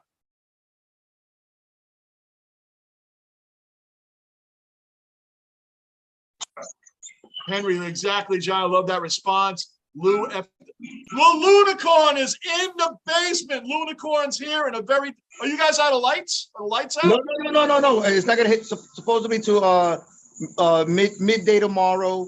But I'm coming on because I want to see the judge at bat. I think he's gonna do it. I think he's gonna do it right now. I hope so, because here he comes and we're ready to go. The Lunicorn is in the house. Lunicorn, is it raining there yet, Lou? It just started light drizzle. But we are ready. Aaron Judge, guys. Aaron Judge. Tell Javi I said, what's up? Aaron Judge. It's his birthday today, so happy birthday to Javi. Happy birthday, Javi. Happy birthday, brother. He'll come back. Let's go. Let's go, Aaron. You think you're calling me through this at bat? I feel it. For some reason, I feel it, Johnny. Lou, the most I called is once Judge gets 61, 62 is going to come like that. Yep. Did you see, I got into a couple arguments with people on Facebook that I wouldn't have given back, 60. The dude that caught Mark McGuire's ball, I think was 98 or something like that. 98. It was 98. $3 million. Right. I would not. The Yankees were probably like, you want an autograph bat and meet Aaron? Yeah, no problem. Yeah, no problem. He got no season ticket. Right, he got nothing. Nothing. The Yankees probably like, you just want to meet him or an autograph bat? Yeah, no problem. Come on, man. Well, come on. Well, holy crap. That's all you wanted? The guy it must be nice to be a multi-billionaire, not to want all that anything else. It was some young kid. It was a young kid. I know it was, because that to me, I'd have to be a multi-billionaire to not want any more money. Like, yeah, you kidding me. Come on, Judge, 3-2. Come on, Judge, let's go. I think when the pressure's off of him hitting 61 when he finally hits it, 62 is going to come that day or the next day. I'm telling you, it's going to come Because right. they really haven't been pitching to him either, you know. I don't think nobody wants to give up that home run, you know. Hey, listen, if I'm Berrios on the mound right now, I want my name in the Hall of Fame for life. I want my name as a trivia question. If you're Max Scherzer, you don't need to have your name associated with Judge's homer. You're already going to the Hall. When you're a no-name pitcher, I will damn near underhand it to you, so my name goes with you. Right? You're gonna be a trivia question answer, actually. Right. And why would you not want to be that? Why would you not want to be that? Look at that. 10 walks since his 60th home run. 10 walks. They're pitching him caca. They are. You know what's funny is it's like he's getting walked and IKF is hitting home run. Like IKF has hit 4 home runs this year, and I've seen all 4. There's some players on here that have over 20. I haven't seen one of them, but I've seen IKF's all 4 of them. He actually made a good play on the field, I think like 2 innings ago. IKF made 2 good plays on the field. Yeah, he really did. He really did. Oh, come on, man. Lou, right now, who would you take in their prime? Aaron Rodgers or Peyton Manning? In their primes. Peyton Manning. Thank you. All day. Because Rodgers is being called the second greatest of this era behind Tom Brady. I'm like, wait a minute. Peyton Manning is the second greatest behind. I mean, I'm sorry. Oh, he missed it. He missed it. I don't even think one of the guys said that he was the most accurate. I don't think he was the most accurate. I can probably name a couple of quarterbacks that are more accurate than Aaron Rodgers. You have Montana. Even he doesn't get talked a lot, but Troy Aikman was a really accurate quarterback too. Oh, Lockport made a good point here. He said Gardini was talking about Danny Lou's change. That's the birthday boy right there. Happy birthday, Javi. Yeah. Happy birthday, brother. Good stuff, man. You look a little too sober to be it's your birthday. You sure it's your birthday? I showed them all the bottles. Yeah. We're watching this game. I was telling Lou, right, that she just pitch it to Aaron Judge and the guy could just become famous with him. Didn't I just say the same thing? I told you. We all saying the same thing. I was telling him I'm about to text Captain Kurt and be like, yo, give him that pitch, man. Just make it happen. That's it. By the way, everybody, that's the chef for the Toronto Blue Jays. What's up? That's Javi. He's the chef for the Toronto Blue Jays, guys. That's who Lou's chill hanging out with right now. That's why I'm always wearing Toronto gear. That's where for all you guys that ask where his Toronto gear came from, that's from Javi, the chef. Yep. Javi, the chef, is who Lou's with. Go ahead. There's been a lot of good quarterbacks that were more accurate. Not saying, okay. Like I said, we could always set up a spring training game from the stadium when they come to the Dunedin over here. I could set you up. I could, set you up at a booth or something here too. So you got my word on that too. Hey, you don't got to twist my arm. Don't tempt John with a good time. Don't tempt me with a good time. I'll be there in a minute, man. We'll do it down from Tampa. We can do the whole thing. That would be awesome. I know all the media guys there too. So I'll set you up in your own booth. I got you. Javi, thank you, man. I much appreciate it, man. Yeah, definitely. We'll make it happen. I knew there was a reason to hang out with Lou. No, I was kidding. And now only that, we can also go check out my boy Dante Bichette in Bow because I also cook for the. He cooked for them. Yeah, Dante Bichette. Wow, from the Rockies. Yeah. Wow, and man. You'll actually love his house too. He has a well-built museum in there too, with a lot of memorabilia. I wish I could show you like the videos that he be showing me. Is awesome. That's He'd awesome. be going fishing with them and everything. It's awesome. But yo, what about Montana? Montana wasn't more. I'll take Montana any day of the week.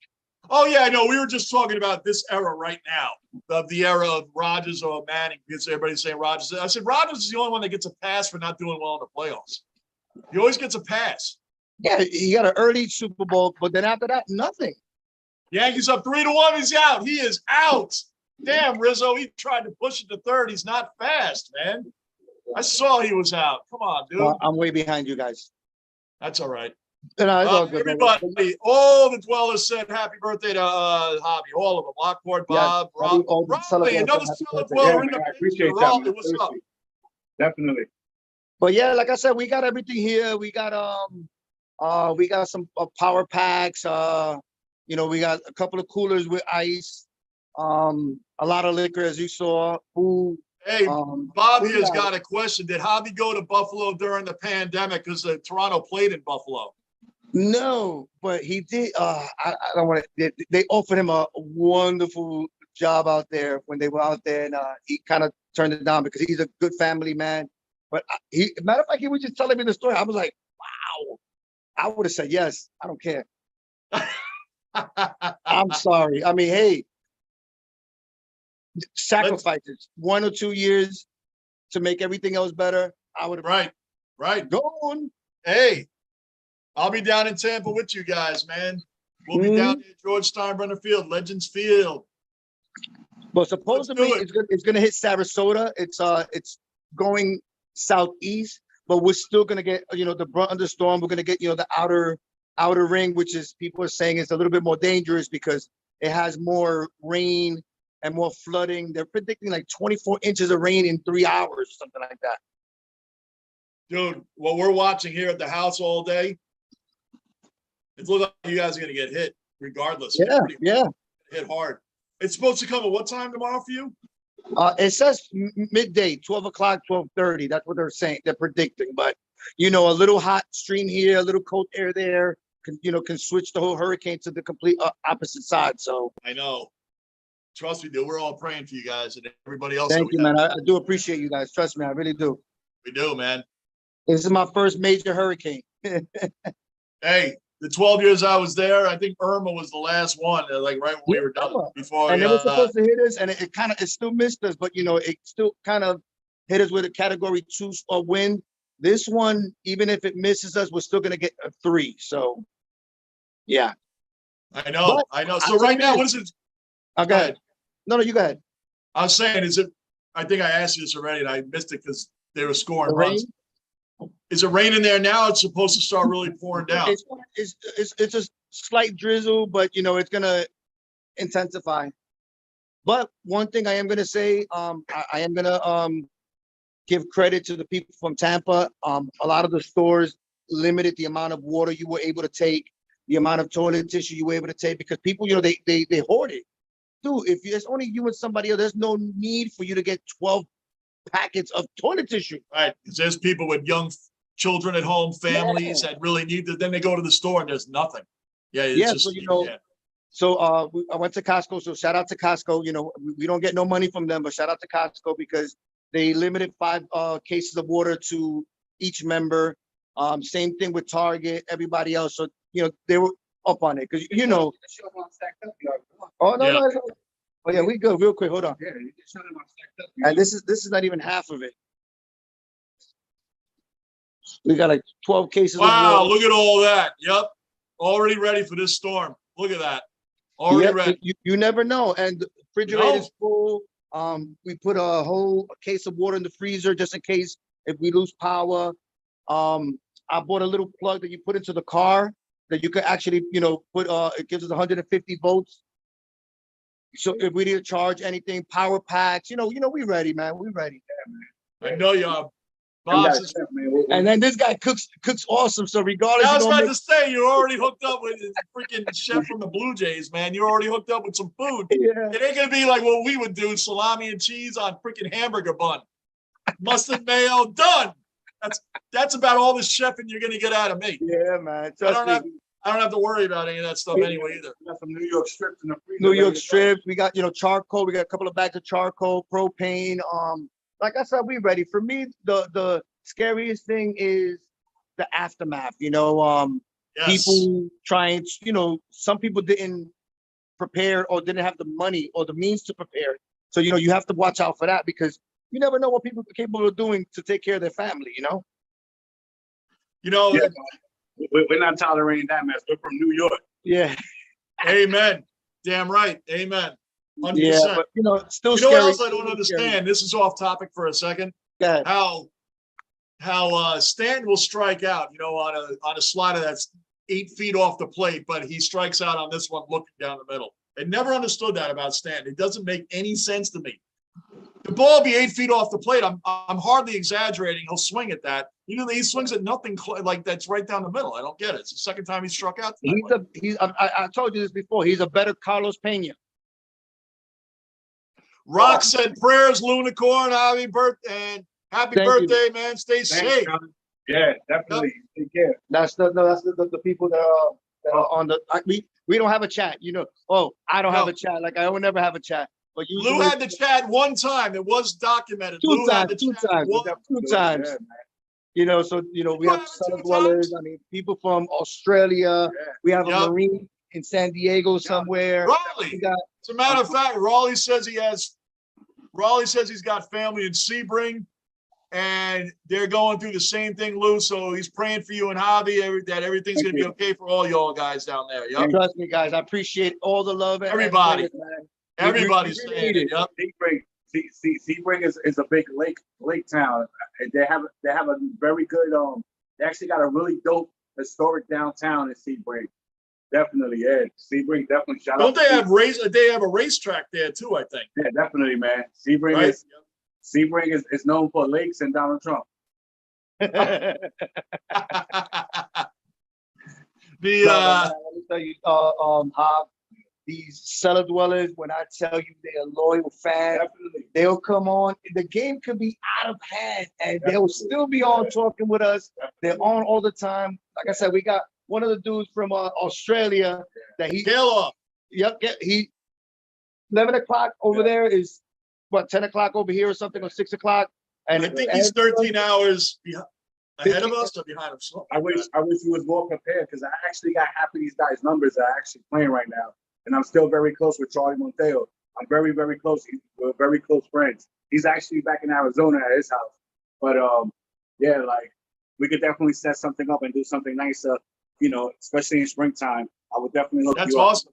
we're gonna do this, John. I promise. Definitely. Be And there. This man, though, he does not. He And I doesn't do promise you- this. I promise Oh, I you, believe you. I promise you a big a nice tour too. I'll definitely take you on a tour through the stadium and everything.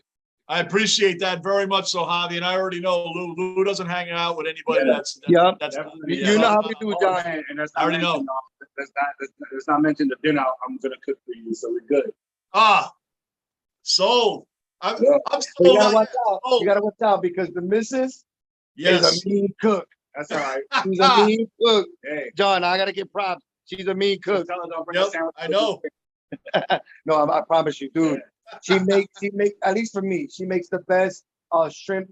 Seafood Alfredo. Alfredo. Oh, she Italian?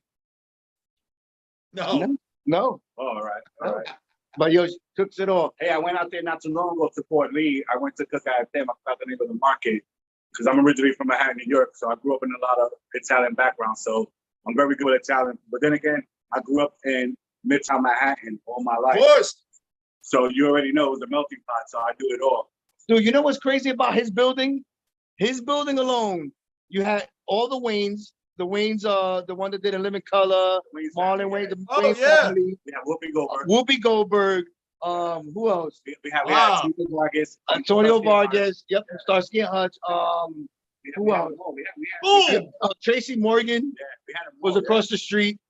Yeah. That whole neighborhood had nothing but stars coming out that neighborhood. It's crazy. Hey, John, I got a good question for you. Don Mannering, where do you think he's gonna go? You think he's gonna retire, or you think he's gonna? I know he's done with the Marlins, so I That's don't the think hit. he's going to retire. I think he loves this game way too much, and I wouldn't be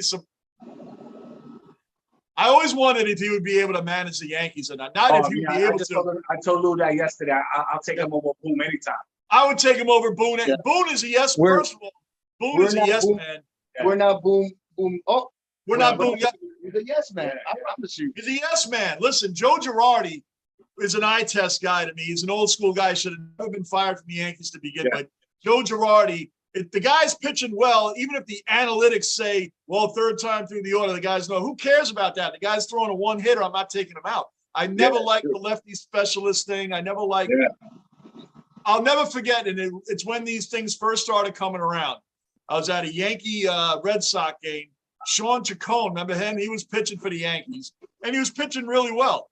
They take him out of the game. I don't remember the guy's name that came in, but all I remember the announcer saying was, "Here comes lefty specialist." And I'm like, "What the hell is a lefty specialist?" He comes out of literally comes out of the bullpen, throws one pitch, one. David Ortiz hit a ball that hasn't even landed yet, and then that was it for the lefty specialist. He went off the mound. I'm like, what happened Yeah, Chacon was pitching a great game, and then they take him out. I don't even know what happened.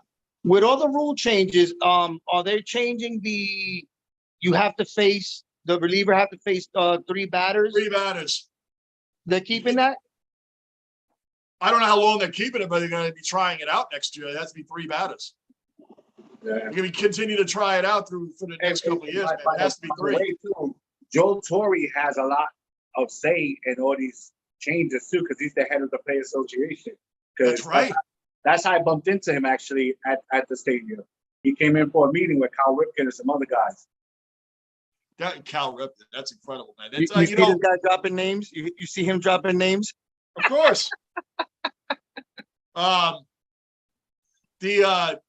Joe Torre, I mean, the whole thing is they all want this game moving along. They want it moving along. And that's to keep up with the average fan that thinks the game is boring until something happens. I'm like, the whole game is the strategy of the pitcher, batter, and catcher. That's the whole game right there. Yeah. It's not waiting for something to happen. Everything's happening right in front of you. It's a whole strategy. It's a chess match. They just don't appreciate the cerebral part of it, you know? They don't. I got a lot of good stories too. I got Alomar Senior. Sandy Alomar, wow. Hey, listen, he was gonna choke me, and then I got some drinking stories with Reggie Jackson. Reggie, I love it, man. Yeah, I'll definitely make it your wow when you come over here, man. Got my word. Oh man, we'll come down, no problem. We will come down, no problem. Yeah. Real quick, medication is good. Family over there is good. Everybody's doing well, man. We're all concerned about you guys down there. Seriously, you know we are. But what about Med? Med is down here too, though, right? Is he good? Med, yes, medication? Yes, yep. He's good. He's good.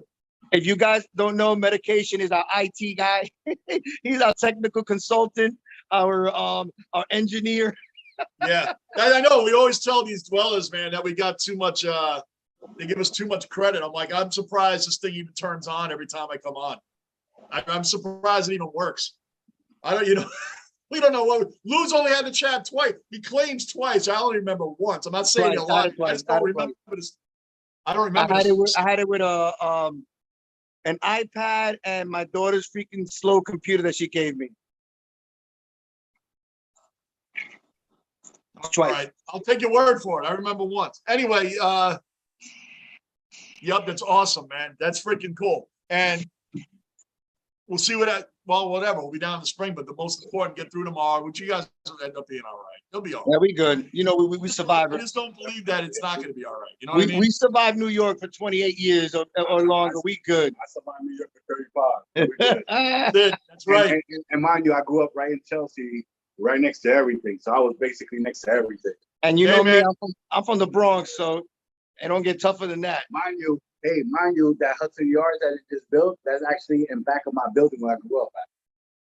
Wow, no kidding, man. That's all. Well, I delivered appliances for PC Richards all through Brooklyn and the Bronx, man. That's tough enough. Walking refrigerators up 5 flights of stairs. And Lord, I can imagine that. Yeah. Oh, yeah.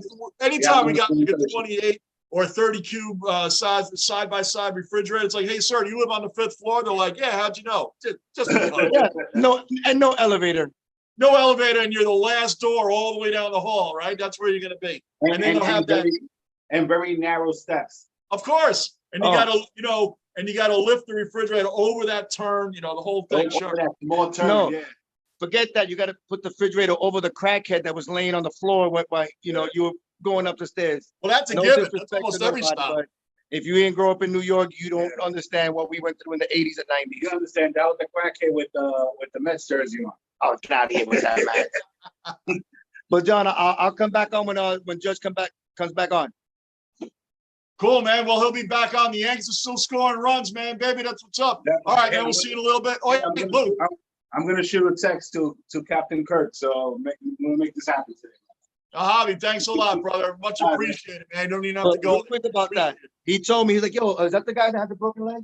Yeah, Captain Kirk. He was telling me, like, yo, he's Mexican, if I'm not Mexican, right? Yeah. He's like, yo, this is Mexican dude. I had him I had him when he was 18. Yep, he's like, there's a Mexican dude down here with a broken leg. He's like, Lou, I promise you, he's gonna be the next big thing. And I'm like, yeah, whatever.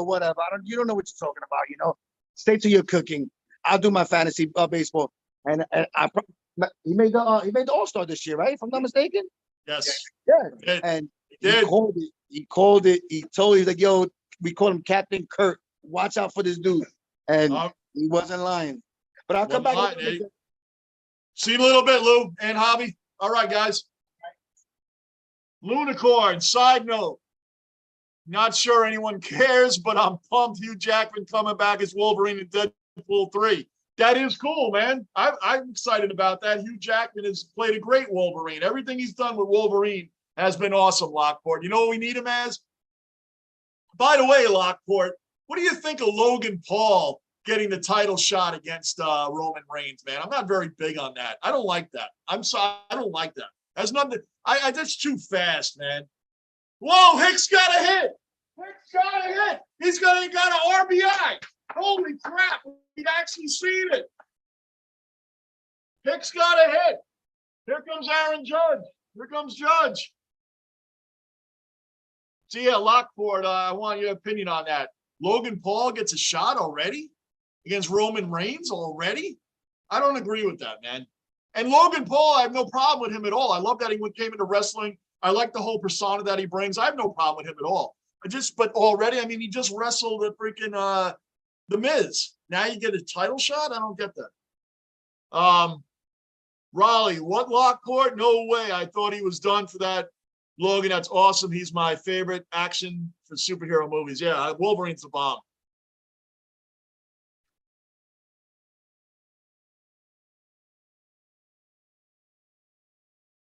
Write down the date.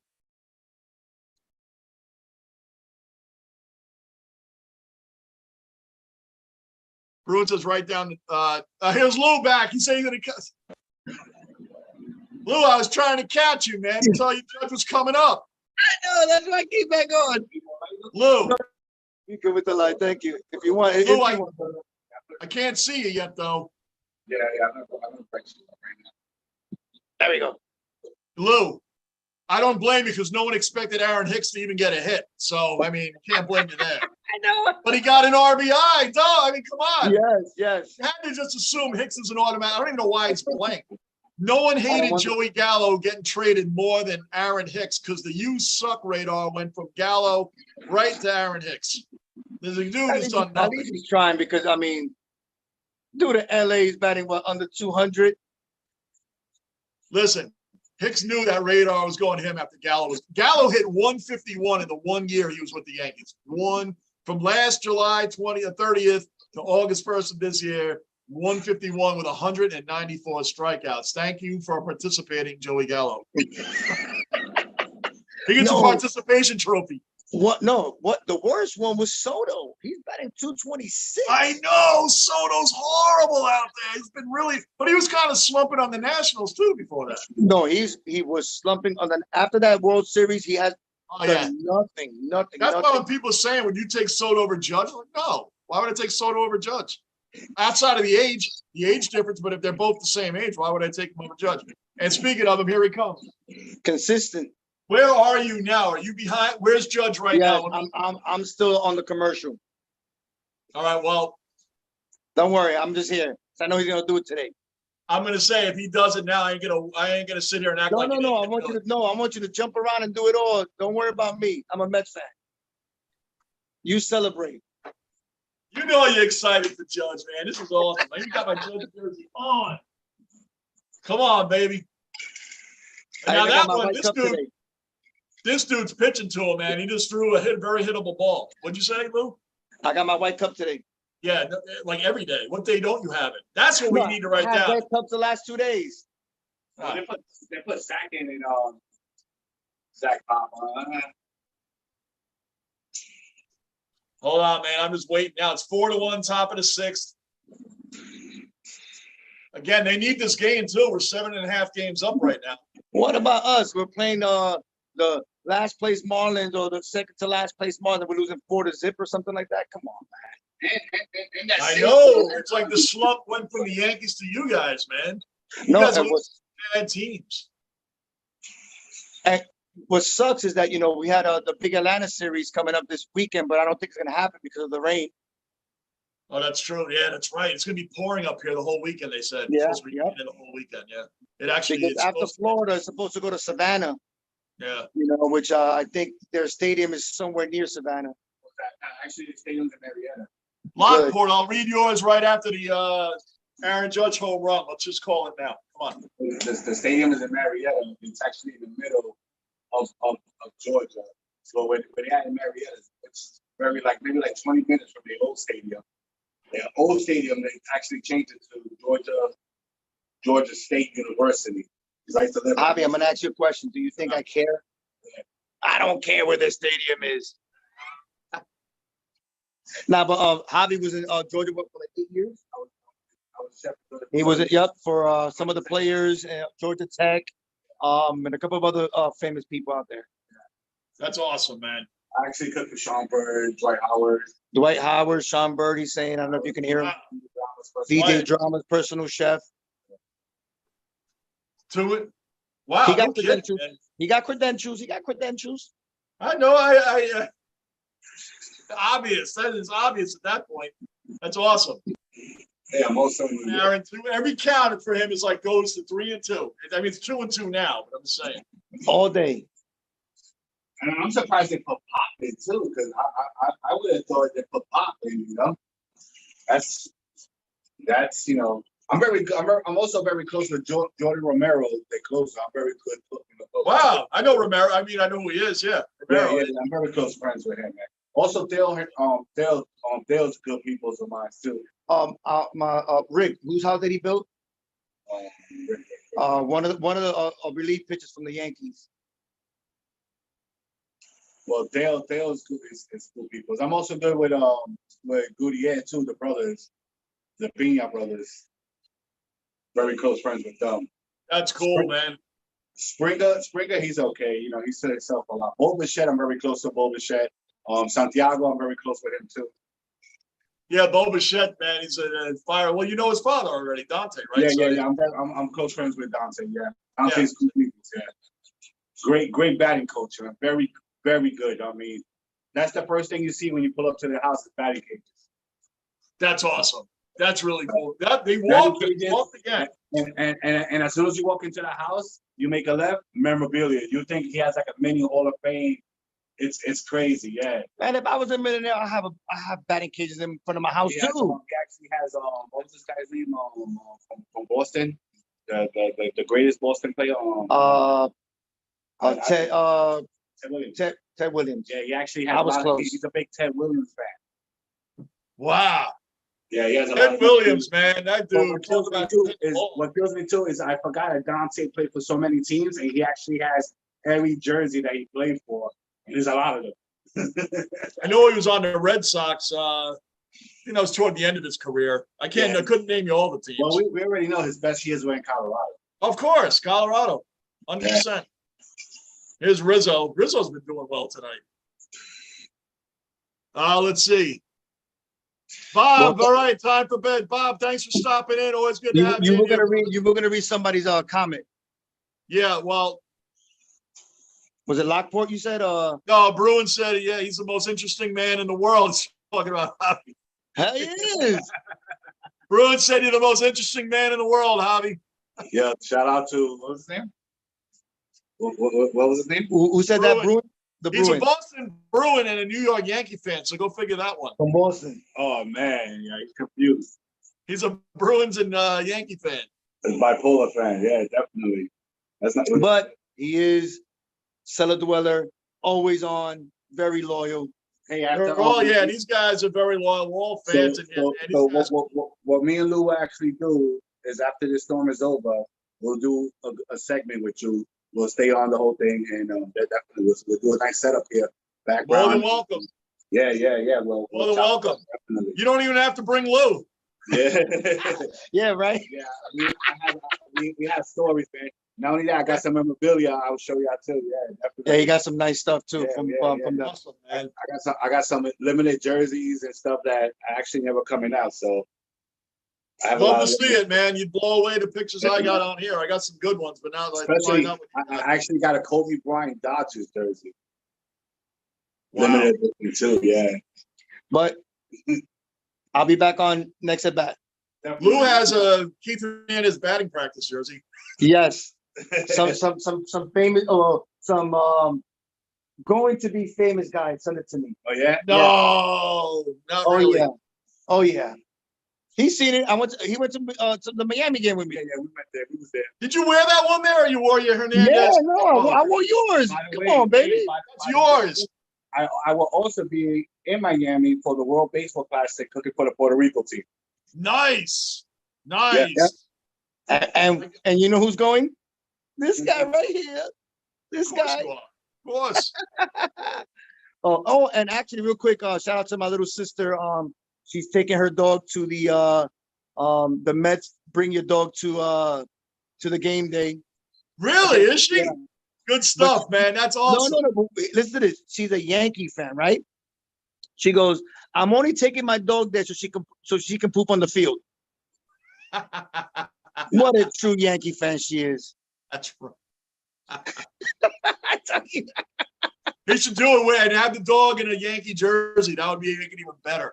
A little doggy jersey, a little Yankee dog jersey. That would be even better. That would be on the news. That would go viral, bro. That would go viral. Goes, I'm taking her to the field so she can poop on it. Like, come on, little sister. The dog in a Yankee jersey crapping on City Field. Actually, shout out to my boy Andrew, because I told him about your cast and everything, and he's actually the chef for Toronto, in Toronto. I'm actually a chef here in Dunedin. Shout out to him. He's gonna start watching you. Yeah, definitely. Dude. Much appreciated. Yeah. Much appreciated. My family is split down the middle in every single sport. I mean, as many Yankee fans, there's Mets fans, Knicks fans, there's Net fans. Not really Net fans, excuse me. Let me not even say that. Right. Hold on. What was the diehard Net fans that just Jets came around. and Giants. And we go at each other. We go hard. We don't hold no punches. I agree. I know. Trust me. We gotta have to do this right, because I definitely want to get these numbers up for you too. So I want to. So we're trying to hit 1,000. Yes, I said what? Middle of the football season. So basically, I think you said by week 8. Yeah. so basically, I have a big following too. So basically, I will announce it. We'll do it right. We're gonna bring these numbers up. Yep. Chef Hobby cooks. We're definitely gonna bring it up. Yeah. But anyway, I'll come back on the next at bat for Judge. All right, brother. Well, yep. So if there's 2 outs with Hicks up, just hold the phone until he gets in. All right, man. We'll see you in a little bit, guys. All right.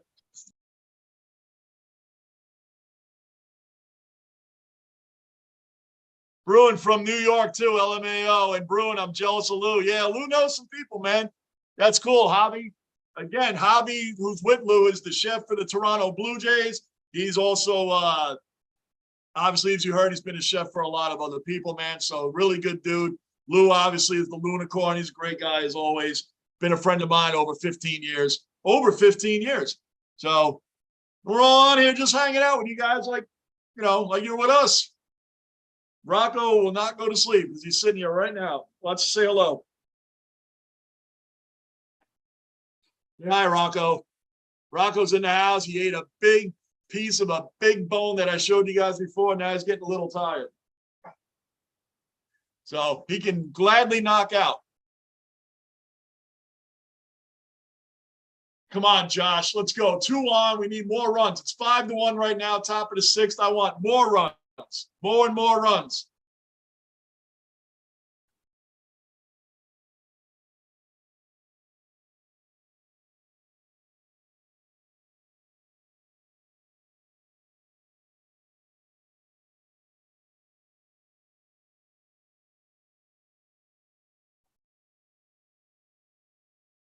Damn it, man. Come on, Josh, man. He's supposed to get, we need more runs than that. Come on. Yeah, Rocco. That's right, Bruin. That's right.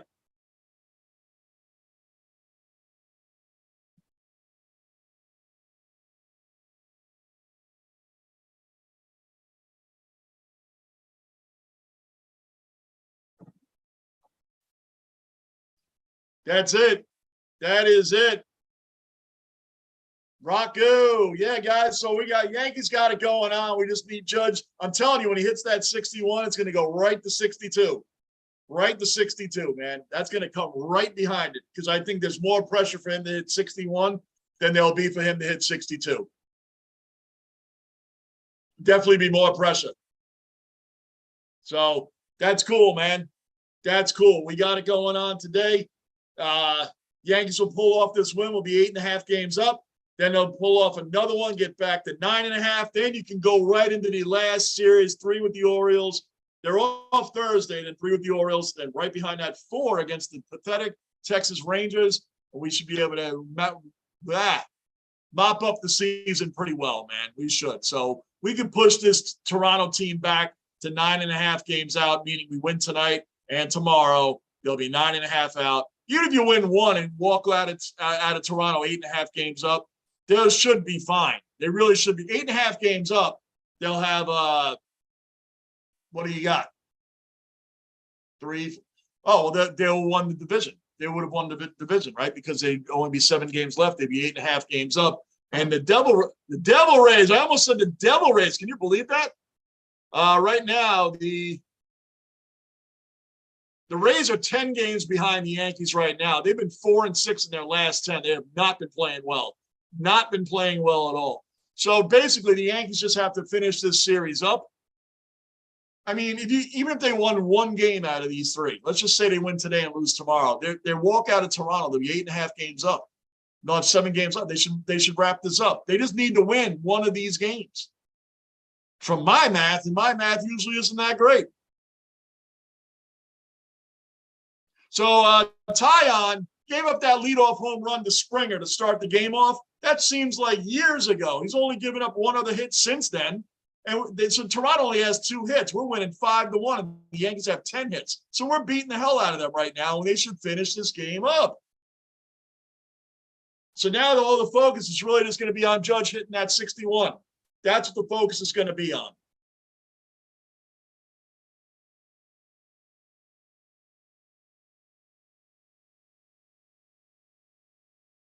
That's it. Tyon's pitching really well, man. Tyon is pitching really, really well. And he's been a solid pitcher for us all year. He's in the bottom of the 6th. He's got 64 pitches, so he's staying kind of on that 10 pitch per inning mark, which is good. Which is really good.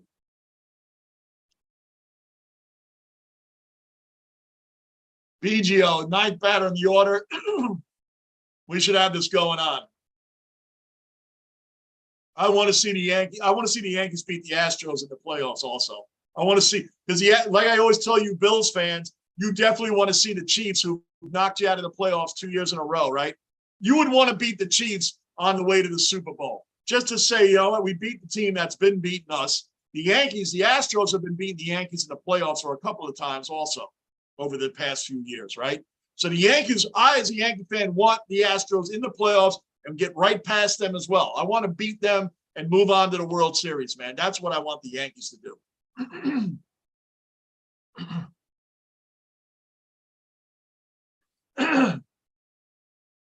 Here's Springer now.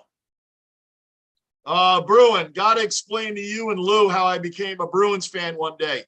I'd love to hear it, Bruin. I'd love to hear it. But wait, when Lou is in here on a day he's going to be in here, we would love to hear that, man, because you're from New York. I hate all the Boston teams. I don't go for any Boston team. So it's interesting that you grew up in New York and you go for a Boston team. I mean, can you imagine being grown up in Boston and say you're a Yankee fan or I mean, that would be insane. I wouldn't expect anybody in Boston to go for anything New York. I wouldn't believe that any person that lives in Boston, born and raised there, would ever go for a New York sports team ever. So it's interesting, bro, and I look forward to hearing that story. Oh, there's Springer. He just got another hit. So the Blue Jays have 3 hits today, and Springer has 2 of them. That's where we're at on that.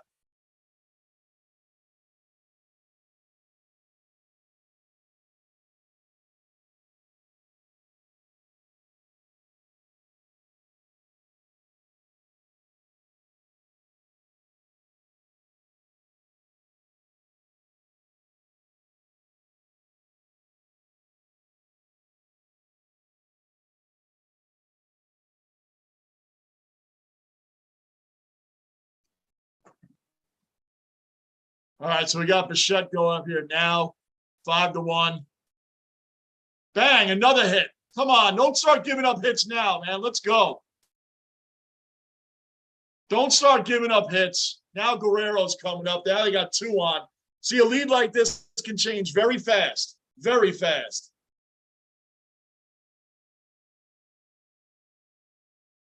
When you got Toronto, all their top hitters coming up, and now you don't want to be giving up these runs, man.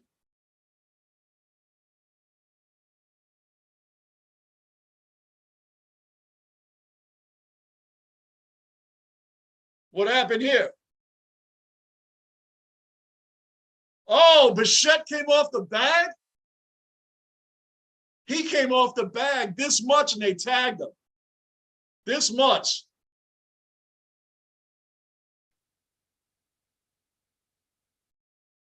Bruin, just to warn you, maybe anticlimactic. Okay, all right.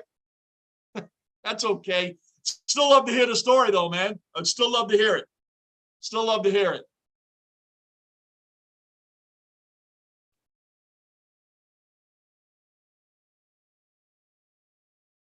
What's going on? I don't know why a judge is staring in the outfield there to the fan. Something happened. Judge got it, threw it in. Now, Bichette, he came off the bag this much with his toe. This much. Man, it was like this. You guys watching this? Bichette's toe was this much off the ball.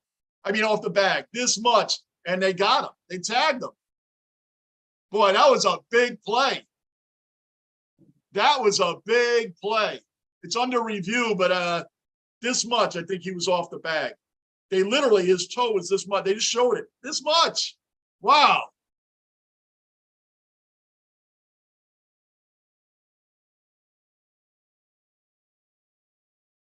You can see it. He tagged him, and then he moved the foot in. He moved it back in, but I'm telling you, it's only that much. Crazy.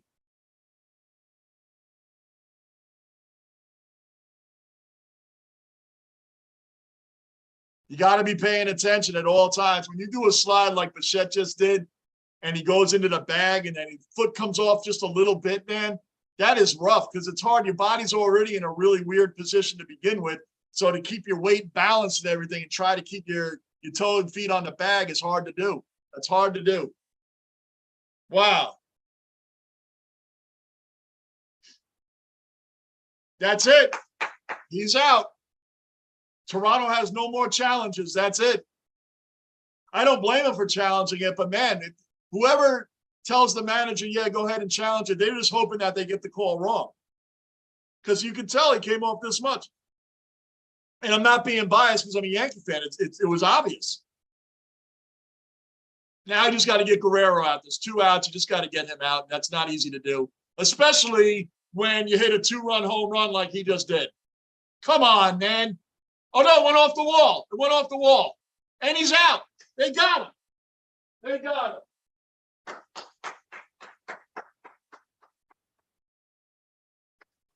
Wow, Guerrero.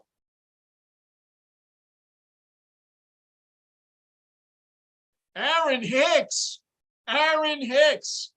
Great throw. Great throw. Great play by Aaron Hicks. I know we rip on the guy all the time for his poor play at the plate and his poor play in the field. But Aaron Hicks right there played a great ball off the wall and got Guerrero on a great throw to second base. Let's go. Aaron Hicks just made a great play.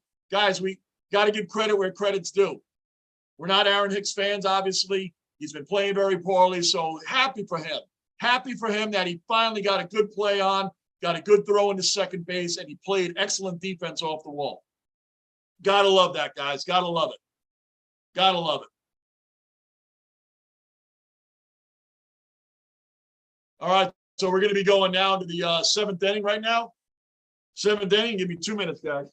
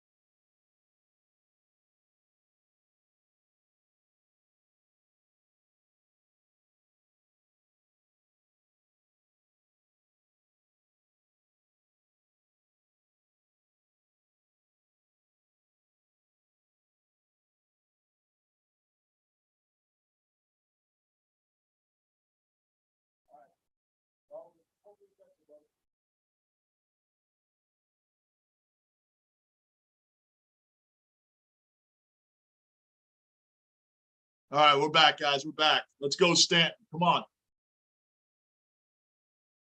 So they got the run in, but that was such a great play by Aaron Hicks. So they only gave up the 1 run, which could have been a worse situation. So Bichette's foot coming off that bag and then getting him out, that was very costly, man. Boy, Stanton is on a strikeout tear tonight, man. Been striking out left and right. Striking out too much, Stanton.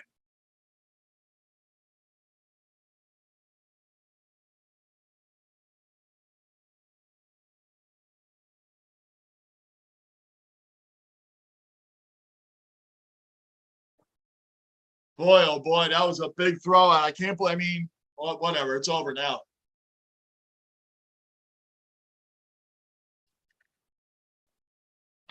So here's Cabrera. Cabrera's 2 for 3. Henry says, talk about the Blue Jays effing up. Like, yeah, man, bro. That was bad because they were rolling right there. Bichette couldn't hold his balance, gets out, gets tagged out, didn't even know that they still had the ball. And then Guerrero, man, he must have run because he honestly, the only reason I can think of Guerrero even running in that situation, trying to stretch a double, is that he thought Aaron Hicks wouldn't throw him out. He thought Hicks could not throw him out. That's the only reason he ran. He wouldn't have ran if that was Judge. Well, nobody runs on Judge. He might not have run if that was Cabrera. Cabrera has shown he's got a pretty good arm from the outfield. I think he just did it because it was Hicks. I really do. So congratulations to Aaron Hicks. But it was really a poor decision by Guerrero at that point. But I think that's the reasoning why he ran. I really do.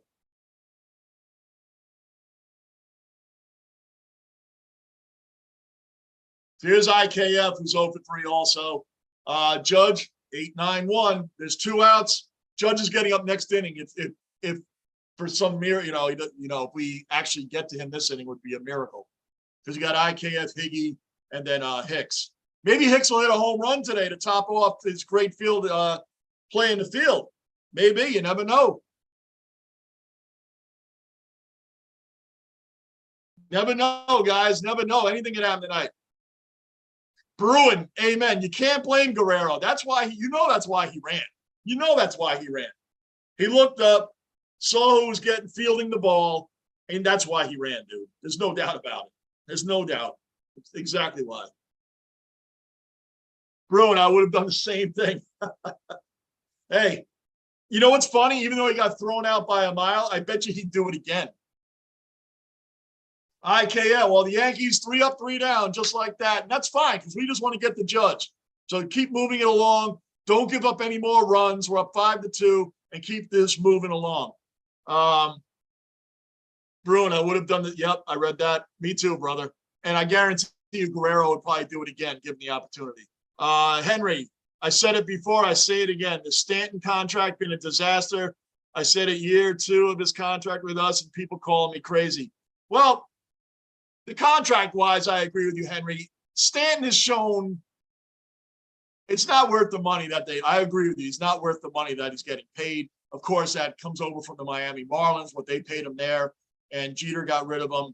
And he got rid of Christian Yelich also, and Ozuna, and guys like that. They weren't winning with them, so he got rid of them, right? So anyway, Stanton comes here. And yes, he went to the All-Star game this year. He's had flashes. The playoffs, the year prior, he did pretty good. But overall, he hasn't been worth the money. Overall, he hasn't been worth the money, but he's shown flashes at times. But, when you're paying that kind of money, you don't want flashes. You want consistent production. So I get it. I understand both ends of the argument. But overall, when you're talking money-wise, and that's what Miami paid him. Miami paid him all that money, and they couldn't afford to keep him, and Jeter just sent him to the Yankees, man, and it's fine. It was fine at the time. We were all excited about it. He had a hard transition, but he fought through it. Stan never complained that he was getting booed like some players that come here. Oh, they get all uptight that they're getting booed, right? Stanton took it in stride. I'll give him credit, man. He took it in stride. He never went back at the fans for booing him. He never did. he admitted that he needed to play better and that what the fans expected out of him when he got there, he understood that he's in New York now. You're not in Miami anymore. You're in New York. You're in a high-pressure city. So you're in a high-pressure city. You got high-pressure fans, and they expect when you're a star like that coming over with numbers like you came over with, Stan, they expect it. But give him credit. He understood the booing. He understood it, and he was never a jerk to the fans, and he was never a jerk to the media. So I don't dislike Stanton, but he hasn't done much for us. I will say that. He did play better, though. He did play better. He did play better when he played the whole field. When he played the whole field, you know what I mean? The whole game. When he's not just a DH. When he played the outfield and he was batting, he played a lot better for the Yankees than when he was just a DH only. So that much I'll give him. Exactly, Johnny's overpaid like that. Dak Prescott's definitely overpaid. Definitely overpaid, Henry. Yep, I agree with you there. And I don't think Dak's a bad quarterback. Just because I say he's overpaid doesn't mean I think he's a bad quarterback. One thing I do love about Dak Prescott, honestly, no matter what the score is or they're getting killed, Dak Prescott gives 110% throughout the entire game. I don't believe he ever gives up in a game. I don't think he's worth the money they're paying him, but I think he's also a very good leader. I think he gets respect in the huddle. I think he has respect on the team. I've watched him play a few times, and I've seen him come close in games that they were getting blown out in. I don't think the guy's ever given up in a game. I think even if they're down 28-0, he still fights hard and tries to come back, and I think he's a decent leader. He's being paid like he's a top 5 quarterback in the game. He's not. So that's what I have on Dak. Bruin, that's why I respect Stan. I respect him too for that reason also. Henry, I respect Stan, but really, what is he supposed to be making? 275 mil? I get it. Those are the numbers he was paid for what he did in Miami. But he did, when he started playing DH and outfield, when he played the whole game, he said he's more in tune, or however he worded it, when he plays the whole game, not just DH. And his numbers did do better when he played the whole game. But I think if he was a jerk and a jerk to the fans and he didn't like the booing and doing it, like, remember Javi Baez for the Mets last year? How did he handle getting booed? He gave the thumbs down to the fan. He mocked the fans. And what did the Mets do? See ya. Go to Detroit. Go to Detroit. See ya. Like, you can't do that, man. You can't walk around and do this to the fans. You can't do that. Javi Baez did that for the Mets last year. He's getting booed a little bit. The fans got on him. And he went back at the fans, he did all that. And what happened? See you later, dude. Like, just see ya. They're not going to tolerate that. See you later.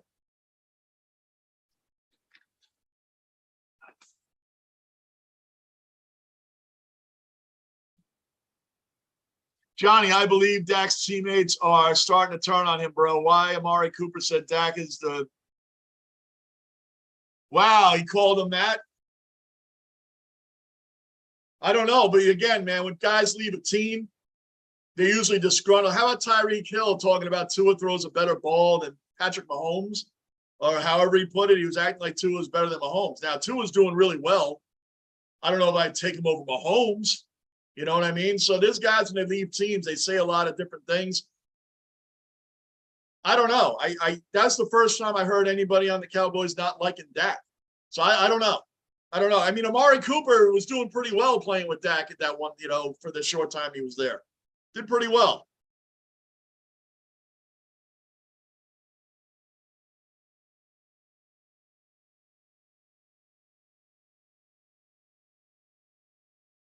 It was funny when the Mets banished Baez to Detroit. That's right, Bruin. That's what they did. Their owner, Steve Cohen, is not only like, I don't know if he's the richest owner, but he's damn near it if he's not already. But anyway, he's also a diehard Mets fan. He's a diehard Mets fan. And he's not going to tolerate that. He's definitely not going to tolerate that. And he said, see you later, Baez. Baez might have stayed with the Mets. He might have stayed with the Mets had he not done that. It's like, dude, he just didn't understand. You can't understand the concept when you come to a high-pressure city like New York or Boston or Philly, that the fans are going to get all over you if you come in with a superstar status and you don't play like one. If you don't play like one here, especially in the pressure moments, if you don't do it in one of the 3 cities I just mentioned, they're going to boo you, and they're going to boo you hard. And you're going to have to eat it. Stanton was a man. He ate it. He ate it, and he admitted that he understood. And that gets respect from fans like us right off the bat. You're saying, I get it. This is what they're expecting, and I haven't shown it yet. So all due respect to Stanton.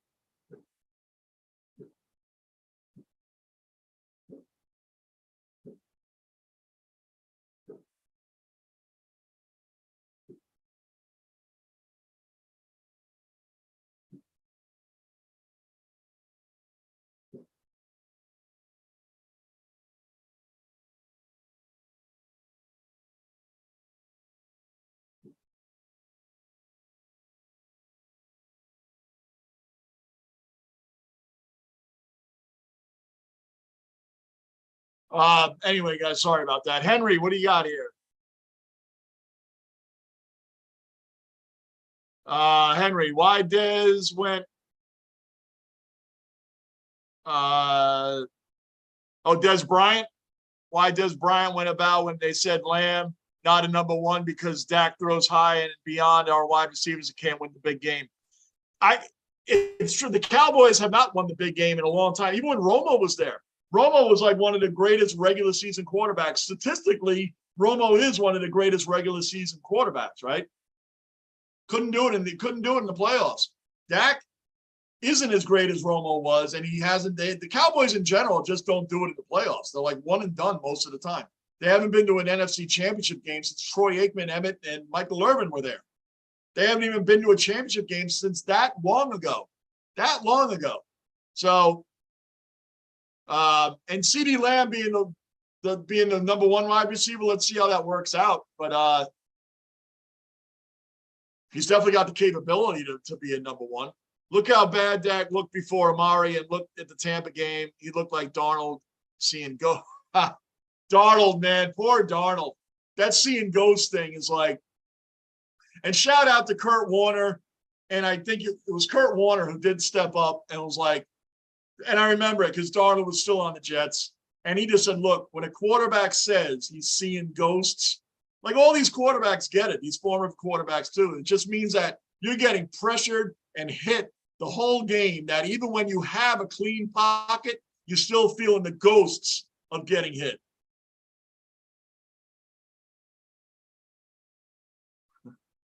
Henry, my blood pressure is high because of the Dallas Cowboys. I can't take it much more. Bro, try being a Jet fan for 4 decades. Honestly, you're not going to get any sympathy. I love you, Henry. I love you being a regular seller, but you ain't going to get sympathy from me being a Jet fan for 4 decades. At least you got some rings, bro, if you were alive to see them. I wasn't even alive. I barely missed by a few years seeing the Jets win their ring. Not that I would have even acknowledged it if I was, a young kid anyway, but I'm just saying all I've ever seen in my lifetime, the Jets do 4 AFC championship games, all 4 losses, 82, 98, 09, 10. That's all I've seen. And one of those 4 teams should have at least made the Super Bowl. One of them should have. The sack exchange in 82 was monstrous. Miami couldn't do anything on them. Our quarterback, Richard Todd, kept throwing to the wrong team. And he was more of the quarterback for the Dolphins than their own quarterback was. 98, Vinny Testaverde, Curtis Martin, Keyshawn, Brian Cox on defense, man, everything. Bill Parcells, Bill Belichick was the defensive coordinator. That Jet team should have made the Super Bowl.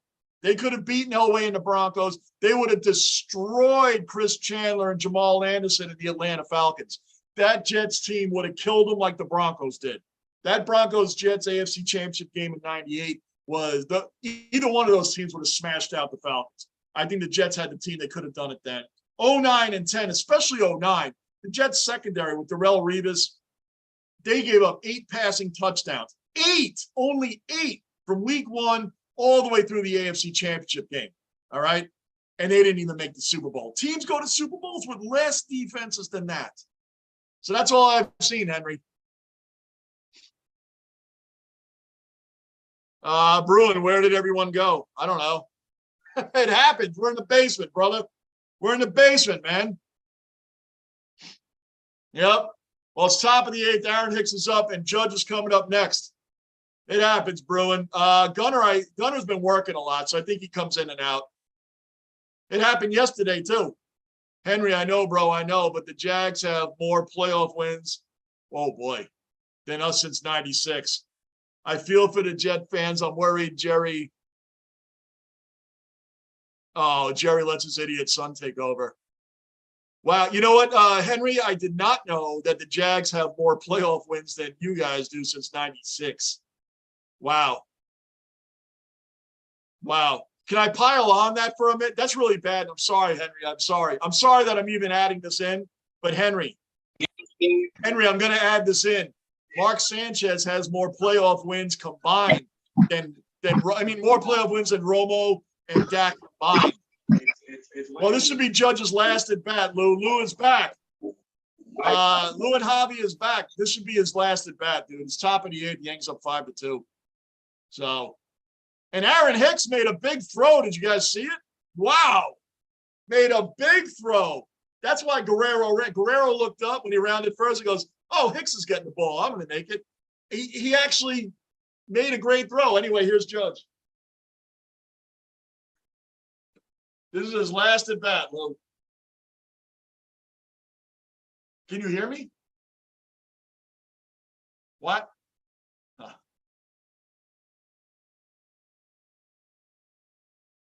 Come on, Judge, 61 coming. You're right, Gunner. That's what we're waiting on. That's right. That's right.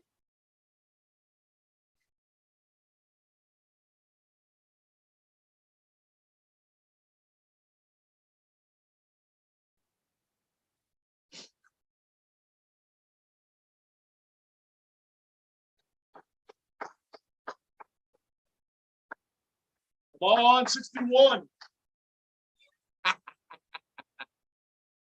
I know everybody's being quiet. Oh, damn it. That was a nasty curve.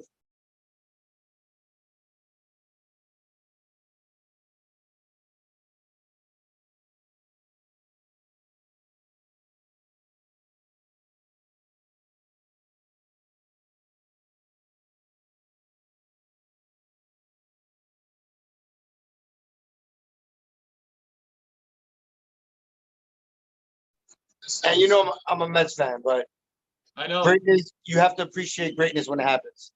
Dude, there was Red Sox fans that were wanting to see it, you know? I mean, you know, there's only been 3 players that have hit 60 home runs or more in the American League, and they're all Yankees.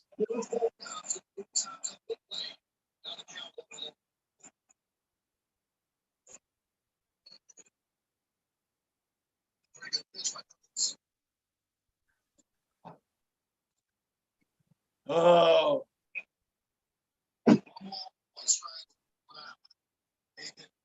Oh, that was the swing right there. That was the swing. You guys just saw the curveball. That was the swing. That was the one. That was the one. I'm a little ahead of you guys, but man, when he swung and that ball was dropping, yeah, that's what makes Barry Bonds' last year amazing. You can say what you can say about Barry Bonds, but the Barry Bonds era had great pitchers. No, they had historical pitching during that season. I mean, just say Pedro Martinez alone. Randy Johnson. You know, like, come on. I know he's so frustrated, man. He just wants it over with more than anybody. They don't want to pitch to him. not pitching first. He did throw a hittable ball before. I mean, that was a nasty knuckle curveball, man. But he did throw one. I mean, but as a good hitter, you don't want to even go at that. That's not your pitch. Henry, he does, bro. I hate my organization so much. We need a real GM. He's talking about the Cowboys. Come on, 61. Henry, why are we still here? Because we love the basement. That's right, Henry. You love the basement. So do I. That's why I'm down here. And Lou's here and Hobby's here. That's right. We're all in the basement, brother. I promise you this. It's not the GM for the Dallas Cowboys. It's the owner for the Dallas Cowboys. Wow. Did you know this? Henry just said, the diner in Goodfellas that Gooden and Strawberry were in for the 30 for 30, which was a great 30 for 30. It's no longer there. The cool and sad fact. Yes. Wow, I didn't know that. When De Niro was actually on the phone when he found out Joe Pesci got killed. Yeah, yep. That's a famous diner, man. Wow, and that was a great doc. Hey, 30 for 30. I know your friend said I'm the most interesting person in the world, but hey, I used to cook in Meat Supreme with Goodfellas actually took part, the real Goodfellas, the real guys, the true story, and they used to light up the streets in yellow for Paulie, for the boss. Wow. Yeah. Wow. It's funny he says that because this morning, I'm 3-0 in my fantasy football league, right? So my friend Doughboy put, shout out to all the undefeated guys, and our friend Stanley, Mr. Chino, goes, "Oh, I face him next week. Oh, he's gonna be 3-1 tomorrow." You know what I send him? This exact text. Stanley, if I wanted to bust your balls, I would tell you to go home and get your shine box. Am I lying? Yeah. Am I lying? Yo, that was this morning. Oh my Lord. So Stanley, that I know very well. Come on, Riz. That actually took place in Canarsie, Brooklyn. The owner for Dallas is the GM. Yeah, Henry up, Jerry Jones. Yep, that's right. Andujar hit a 3-run double for the Pirates. That's funny. Did he really? Miguel Andujar hit a 3-run double for the Pirates. I knew Miguel. We've discussed this before. How you got one of the best coaches in football, wins you, what, I think it was like 3 or 2 championships, takes Herschel Walker, trades him, and gets 26 picks for, whatever he did, gets you so many good players, wins you 3 Super Bowls, and you get rid of him. Or 2 Super Bowls. Come on, man. Because it's ego. It's ego, yeah. Jimmy Johnson getting all the attention. Me. And since then, outside of Parcells, he's really had a bunch of yes man coaches. Yeah, like Garrett. Jason who was the Garrett. guy with the white hair? The guy that played. I forgot his name. Dan Gailey, Dave Campo. These are obscure coaching names, but these were the guys. They brought in Barry Switzer. You and I could have been head coach. That's what I was talking about. But yeah, Barry. Yeah, he won a Super Bowl because of him. But once again, it's like, dude. Henry, Jerry's smoking. Yeah, Jerry's smoking. All right. Get out your own way. Get out your own way. I just don't understand that guy. Yeah, you're a billionaire. Yeah, you own the team. He bought the team for a couple of $1 million, and yes, it's worth one of the biggest franchises in the world. But dude, get out your own way. The Cowboys fans, you know how they watch their highlights? I always said it. VHS. Yeah. Well, when they showed the Jet, there's great memes on the Jets' first Super Bowl party. It's a family sitting around a TV with rabbit ears. That's how long ago that was. Henry said, Lockport, bases loaded for Glaber. Come on, yep. Glaber has been incredible lately with runners in scoring position. He's hitting over 400 lately. Wade Phillips, what? I missed something along there. Gunner, 4 walks in one game. Is that a record or something? No. Barry Bonds has a record of 120 walks in one season. How about that? Henry, Wade Phillips had the gray hair too. I missed something. And Bruin said, for real. Barry Bonds is one of the only players I know that was intentionally walked with the bases loaded. Yes. And you know Yes. what the guy said? I've had to walk him, take 1 run, then give up 4 runs. Right. That's right. But look, And that's a smart play. outside of baseball, I'm gonna say this. I'm going out on a limb. Not a big limb, but I'm going out on a limb. The Nets are winning the championship this year. Brooklyn Nets The or Mets? Brooklyn Nets are gonna win the championship this year. Okay. You know why? They're finally gelling. Kevin Durant, remember he wanted to leave, came back. Who was the guy that said today? The guy from the Nets.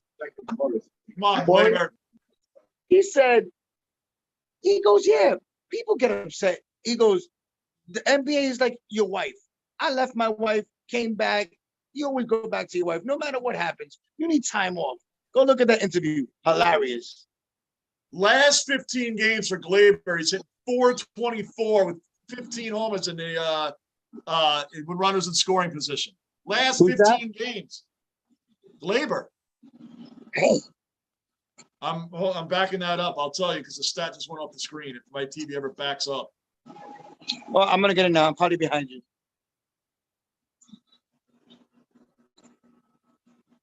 Yeah, Glaber. Last 15 games.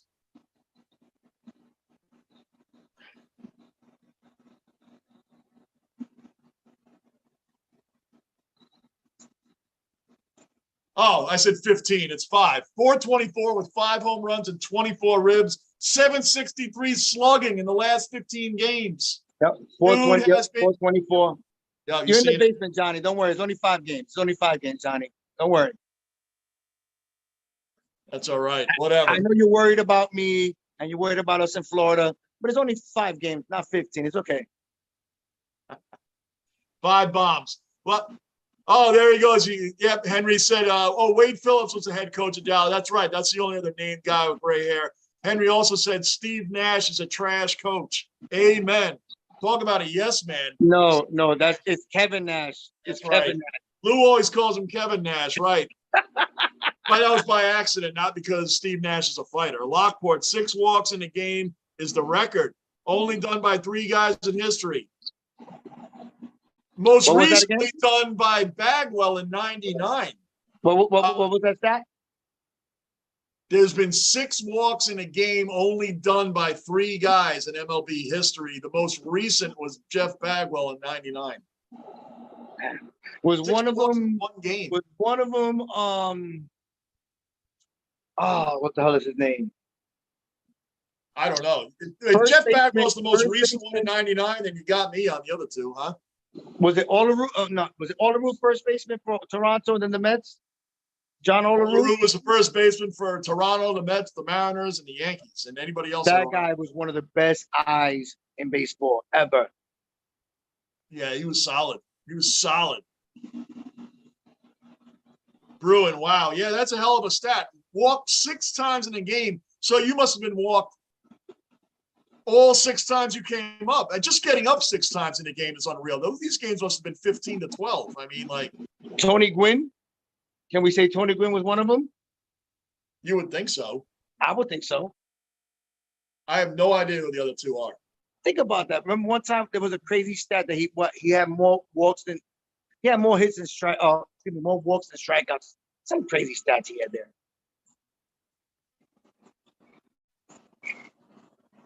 But hopefully, Judge, he has maybe 10 or 9 games left. He has exactly got 1 more against Toronto tomorrow. He got 3 against the Orioles and 4 against the. So he's got 8 games after today. 8 games. He'll Think get about it. it. Like I told you that, right? The Yankees wrap up the season with a 4-game series against the Rangers. That is odd. That's an odd way to finish it. Usually it's against the Rays, the Jays, and the Red Sox. Like, why? Or like, that's weird, man. Like 4 games against the Rangers to finish the season. I'll take it because that's a layup. What's gonna suck for us, at least for the Mets, I think this weekend's game is gonna get rained out in Atlanta because of the rain, the storm.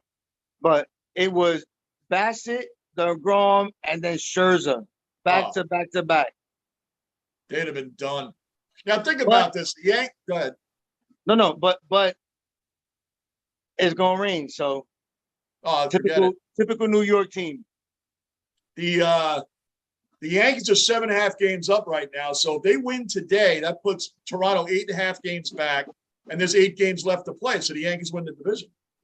They ain't catching them. No, but I'm saying if the Yankees only have 8 games left, the Yankees win today, Toronto falls 8.5 games back. Then they win the division, the Yankees. That's it. More than likely, yeah. How else would that work out? You're 8.5 games up with 8 games to go. It depends on how many games Toronto has left, though. Oh, that's true. That's true. Because we have, well, at one point we had 14 and Atlanta had 16, some makeup games or something like that. Bruins asking, is Bonds one of the guys? There's 3 guys that ever walked 6 times in a game. Bagwell is one. I don't know if Bonds is the other one, Bruin. I honestly don't know. You would think so, but I'm going out on them. I'm going to say Tony Gwynn. You know what it is? These questions, it's these no-name players that we don't even know about. Right, that's what it's going to be. What player has been walked 6 times in one game? There's 3 of them. One of them's There's 3 of Bagwell. them. One is Bagwell. I said Barry Bonds. I mentioned Tony Gwynn. Watch it be some guy from like 1910 or something like that. Probably. Some obscure dude. I said John Olerud. I'm trying to think of great hitters that had good eyes.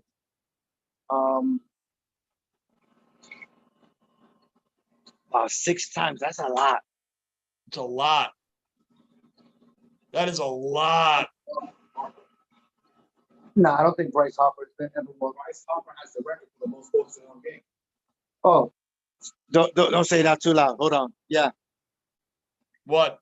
See, no. Well, one of my best friend over here went on Google and gave me one of the answers, but I'm not gonna say it out loud. But yeah, one of the guys is playing right now. That walked 6 times? Has the record. For what? The most walks in a game. Not 6 times, just the most. Hold on. No, I'm not talking to you. I'm sorry, Don. Hold on. Let me get the question right. Hold on. The most walks. What now? What was the question? What was the question? You just said it. The most walks what?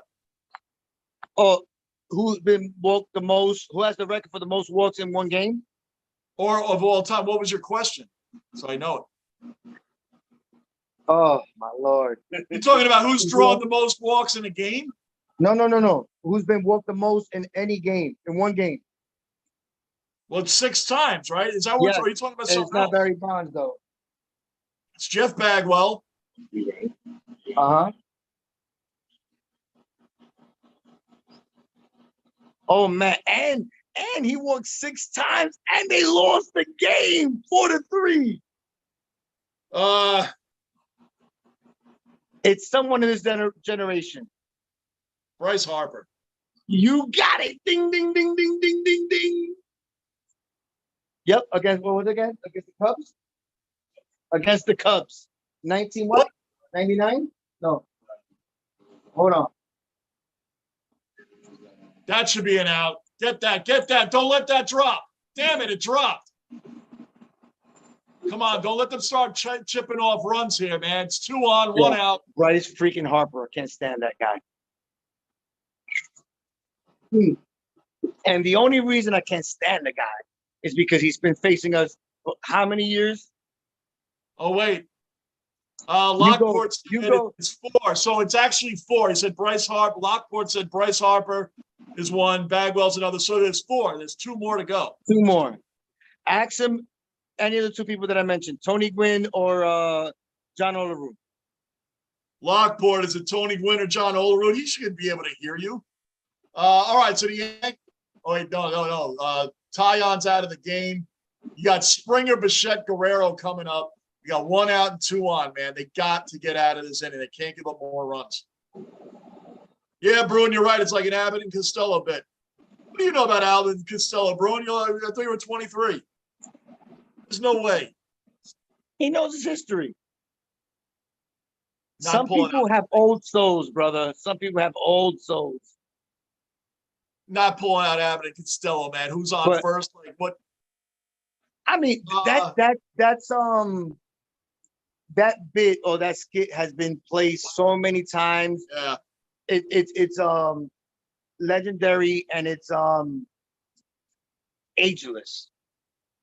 Bruins, no, not Bruin. Lockport said in that particular game, Bryce walked 6 times and actually got hit by a pitch in his 7th at bat. Wow. Wow. And they lost to the Cubs, as you said, in 13 innings, 4-3. Oh, Wow. So he had Look. 7 at bats, 7, walked 6 and got hit in the other one. Wow. that's unheard of. That's unreal. That's unbelievable, man. I batted up like almost 10 times in Little League one time against the what was the name of that freaking restaurant? Hooper's Choice, and didn't walk 7 times. What Yankee pitcher, and this is not something from 1905, okay? What Yankee pitcher threw a no-hitter and lost 4-0? 1-0. Wow. What? And that's for everybody. What Yankees pitcher threw a no-hitter and lost 4-0? No, don't look it up. Don't tell me. Don't tell us. Don't tell us, because John. I'm not will gonna always tell you. Tell him, John. Do I ever look anything up, John? Nope. Lou will make me wait a couple days before he takes It an took me 3 answer. or 4 days, and John will Yeah. text me. Are you done? Nope. No, it's I true. will never And look it up. I promise you.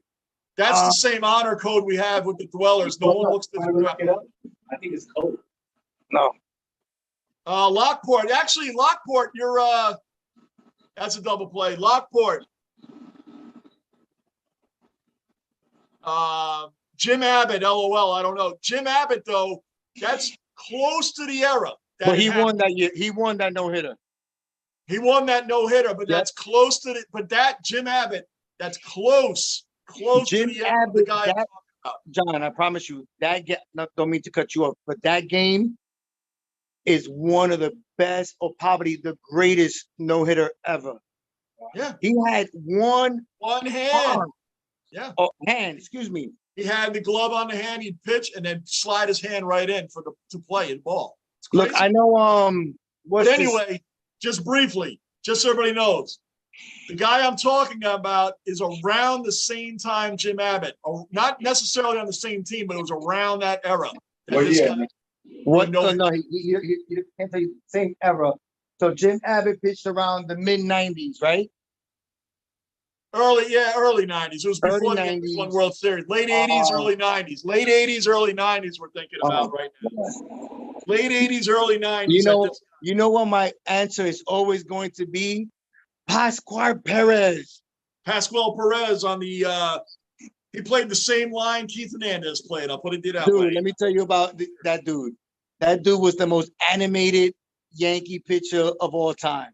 That dude was a Dominican that came straight from the boat. I thought he was Dominican. Well, he was on the Expos first. Yes, but he pitched for Yankees, and every time he threw the ball, he was like, Yo, he used to make the craziest. Because he played the same line that Hernandez played. I said they forget. If you're catching what I'm Javi saying. Same Rigetti. Rigetti won his no-hitter and he threw it on He 4th won of it? July, 1983. 4th Okay. of July, 1983, Dave Rigetti threw a no-hitter. But no, now this guy's in between Rigetti and Abbott. So how about that? Late Oh, 80s, my God. Bruin has no clue. Bruin gave up. Lockport I gave him 2. No, because you already know. You can't. Don't. What's the word I'm looking for? Hold on.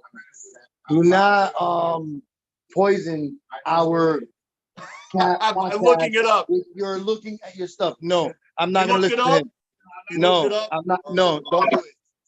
I'm gonna cover my phone. All right, well, you want me to tell you? No, not yet. No. Hold on. No. Lou, if you think of this guy, I'll be very impressed. Oh no, you know me. I don't really know too many people's I know names. you've heard of him, but he's not like some, monster pitcher. No, He he was wasn't. decent. He He was. also pitched for the Padres. Yep. Brown? No, not Kevin Brown. I'm just. That was a good guess, though, but no, not Kevin Brown. I'm trying. I promise you, I'm trying. Way before Brown. I told you, late 80s really is when it happened. Yeah, I give up. Andy Hawkins. Andy, I don't even know who that guy is. Andy Hawkins. They pitched 13 Andy innings and still Hawkins lost. is the guy that threw a no-hitter, and the Yankees lost 4-0 anyway. How many 4-0 innings was it? No-hitter. 4-0 you lose with a no-hitter, bro. Mm. That ain't easy to do. 4-0. And unless some miracle happens here, which happened the other night, by the way, Judge came up in the 8th inning, but he had to wait through 7 batters before he got up, and he actually got up. Right now, it's top of the 9th. Donaldson's up with nobody out. If they got around to Judge again, you're talking Donaldson, Stan, Cabrera, IKF, Higgy, Hicks. Judge would be the 7th batter in this order right now. I'm a little upset at the NFL's power rankings. They put Miami first. Once again, Bills Mafia. I know you guys are listening. I know you guys are a lot here. I promise you, I'm not being a homer here because I'm a Giants fan. You guys gave that game away. You guys, hold on. No, the Bills. But you guys gave that game away. So how are you going to tell me just because they won? And on top of that, Allen, the last play threw a duck. Look, a little throw. Because if he would have connected on that, they would have won. And then you got T-Bass over here that's missing field goals that he doesn't do from like 25 yards. Aaron, How are you going to tell me they better than the Bills? Aaron Judge trying to put the annexation of Puerto Rico from the Little Giants. He choked, man. Oh, so he said that Puerto Rico from the Little Giants. Oh Lord! The Dolphins, by the way, they're 3-0, and people they're not better. They're not overall better. They're not. So hold on, sorry, Javi. Yeah. There is They no still reason. lost to Baltimore, by the way. They were getting their doors blown off. I don't know how Baltimore blew that game. 28-7. They got Cincinnati there. They have. I'm just trying to think of the name. They have Kansas City there, which they deserve to be there. But you're gonna tell me that once again, Bills Mafia, I'm not trying to pat your back. I promise you, because you lost. You lost, but you should have won that game. Yeah. There was you gave away too many points. You did too many penalties, too many mistakes. to tell me that Tua Luba from Miami is better. No way. No effing way. Yeah. That was like when X-Pac came in the ring with Razor Marone and beat him. X-Pac, yeah, wow. Come on. X-Pac, the 1-2-3 kid. Yeah. Oh my gosh, man. You're bringing some names now, I man. told you, yo, my boys are well-rounded, John. We all well-rounded and everything. That was disappointing, yeah. The 1-2-3 kid, yeah, And man. it's funny, John, because I was just telling Luke the story about how I was offered the job for the Buffalo Bison and I turned it down. I told him Yeah, I wasn't gonna tell you a story. Yeah. You see that? I promise you, I'm not. Dude. One thing about me is I'm not a snitch. It was good. I'm from New York. We don't snitch on nobody. Two, Right. I don't tell nobody's story because it's not my story to tell. But I did tell you once the guy, I forgot who it was, said, "Hey, was he cooking for Buffalo?" I said, "Oh, John, what I did?" I said, "It's not my story to tell." Yeah, but yeah. I was very affiliated with the Buffalo, with the Lug Nuts and all that. The lug nuts. Yeah. I know. I was affiliated with all that stuff. Yeah. But definitely, I was supposed to go with the Buffalo Bisons, and I turned it down. Nobody wanted to move to Buffalo. I'm no snitch, John. I hear you. And it's funny. I was going to start telling the story. What I told you, say, "Oh wait, hold on. It's not my story to tell." Yeah, definitely big Josh Allen. But it's funny, I was about to tell you a story, but I ain't no 6'9". Listen, there's a lot of Buffalo fans in Florida. I mean, there's actually a bar. I think it's Kelly's Bar in Lake Buena Vista. It's one of the biggest. Tampa Jones was a Buffalo Bills until that became Philly. I had the honor of cooking there too one time, and the biggest Buffalo bar is in Lake Buena Vista, the biggest one, because the owners are actually from Buffalo, and it's a big, gigantic bar, and they like the mom and pop bar, and they're still there over any other corporate company, and it's Buffalo Madness there, definitely, and they got great wings, man. Buffalo's had loyal fans for a very, very, very, very long time. There's no bandwagon of Buffalo. They've been horrendous for the last. No, well, same thing with the Jets. Same thing with the Giants. Yeah. Oh, once again, I was going to say Cleveland. A Lions fan, a diehard Lions fan that's seen one playoff win in the whole Super Bowl era. That was my next go-to. But Cleveland too, the dog pound. Them dudes are there every single year.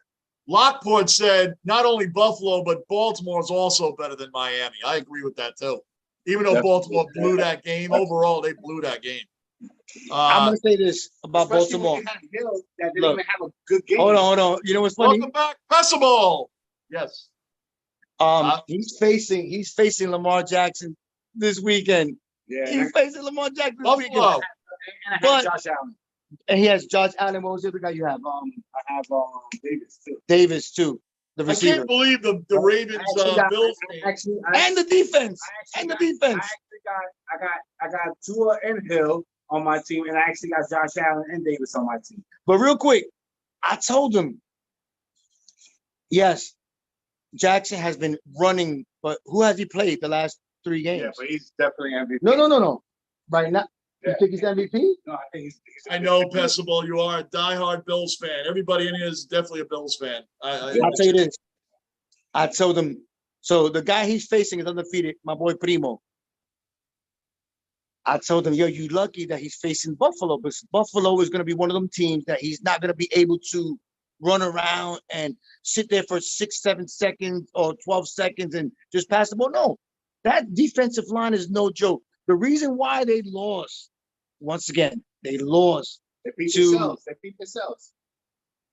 Miami is one. Miami's field is strategically planned that the defense, the away team is under the sun the whole entire time. Look it up, John. I promise you, they're under the sun the whole time. Where I know you were telling me, yeah, that's it. And the Dolphins under shade. And you even said it before. Oh, they were dehydrated. Blah, blah, blah, blah, blah. He ain't running around like that. He's not running around like that. Well, this game's just about over. What do you say? Lockport said the perfect storm has to happen for Miami to be the best team. And hey, Lou, I hope all's well over there. That's Pessable. Yep. He just hey, Lockport, no pun intended, right? That's right. That's right. Yeah, no pun intended. Yeah, I don't think he was thinking that way, but yeah.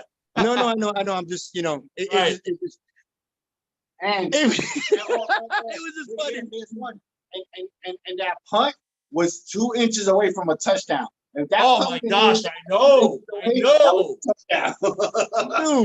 that hit him straight in the buttocks. In the buttocks. If it would have hit him 2 inches away in the left cheek, it would have been a touchdown. Oh my Lord.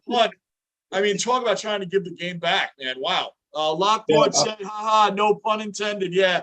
He just picked up what he said, I wasn't joking with you, Lockport, I promise you. He just picked up what he said. I didn't even pick up on it either, to be honest with you, man. I didn't pick up on it at all until you said it. I'm a little smart, John. I'm a little smart. A little bit. We'll give you a little bit. Yeah. He did agree with you, too. He had no idea who Andy Hawkins was. I know. Trust me, I know. Yeah, that was. But Bills beat themselves. I still have them as a favorite. I don't see nobody stopping them. Don't get me wrong. Hey, time out. Philly's looking good. No. Philly is looking good. Philly's looking strong. They're 3-0, dude. Philly's looking good. I'm going to tell you this. I got hurt as my quarterback. So trust me, I'm looking at everything. But do you imagine Philly and Buffalo? You know what the tailgate is going to look like? Oh, my gosh. They're going to be throwing batteries at each other. Philadelphia fans are Big time, man. No. They're not big time. Let's give them props. And once again, I'm New York. I don't like Philly. I don't like Baltimore, and I don't even like Boston. But you got to give the Philly fans their props. They're no joke. Oh yeah, they're no joke. Dude, they knocked out Santa Claus. Remember the thing they knocked out Santa Claus? Guys. No, the worst thing they ever did was when Michael Irvin was motionless on the 50-yard line, filling the hole in a standing ovation. You know what's worse than that? That's bad. That's bad. No, that was, but it's bad. Michael Irvin he's not the greatest player ever. Whatever the case, you see a man not even moving. You could be paralyzed. You don't know what's going on. They're giving a standing ovation for it. That was bad. That was really bad. New York reporter from the Fan was there with his father. They turned his car over and set it on fire. No, I didn't even know that. Look it up. Look it up. I promise you. Look it up. One of the guys from the Fan.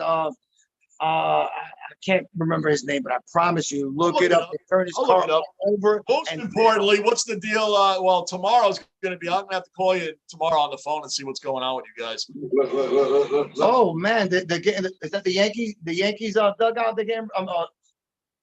They're getting ready to. Not dugout. What was that? The dugout. Locker room. Yeah, the locker room. No, the Yankees. Yeah, tomorrow. They're about to clinch. You guys are on tomorrow during the storm. That would be unbelievable. I'm going to be on. Yeah, we'll be on tomorrow. I promise you, I'll be on, John. Yeah, we'll be on with you tomorrow, definitely. Yeah, please. Oh, there's a hit. Man, the Yankees had 2 out there. Lockport said Kyle Brandt has a funny video about why NFL will never allow a Bills-Eagles Super Bowl. The fans are too crazy on both sides to be in the stadium together. That would be a mess. That would be You're gonna have one side throwing batteries and the other side breaking tables. Hey, true story about this guy that's batting. This guy that's batting, his story is crazy.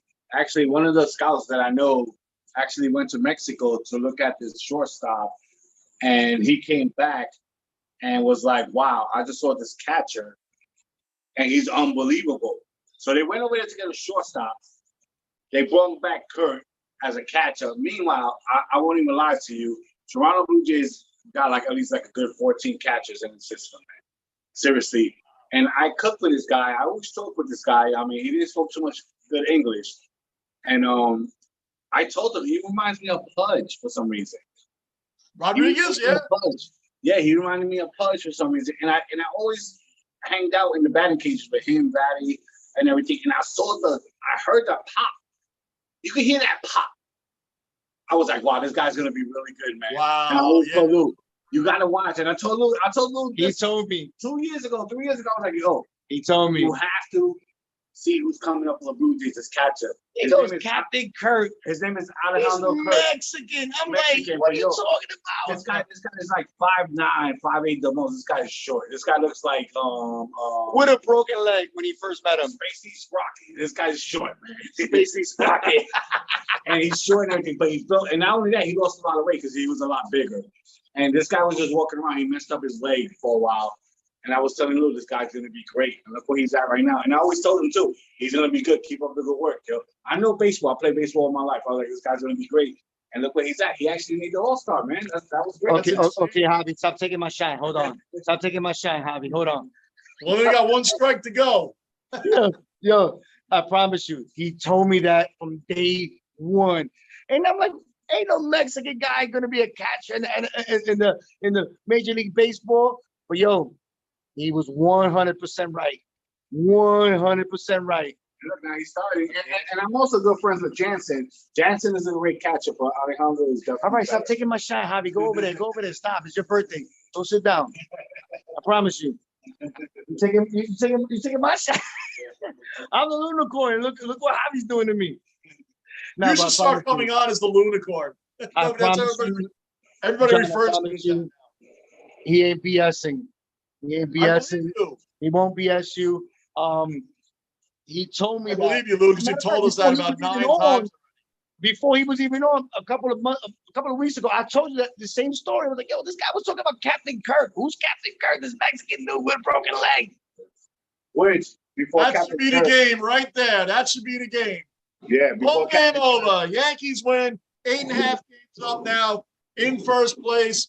That's the game right there. That's it. So they're 8 games left, they're 8.5 up.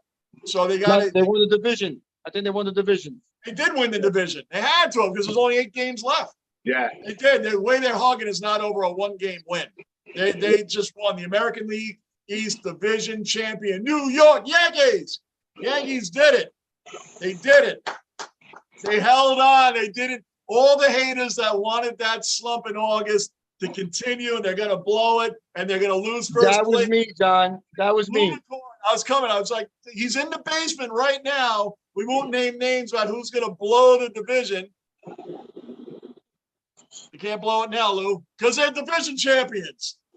And we're going to.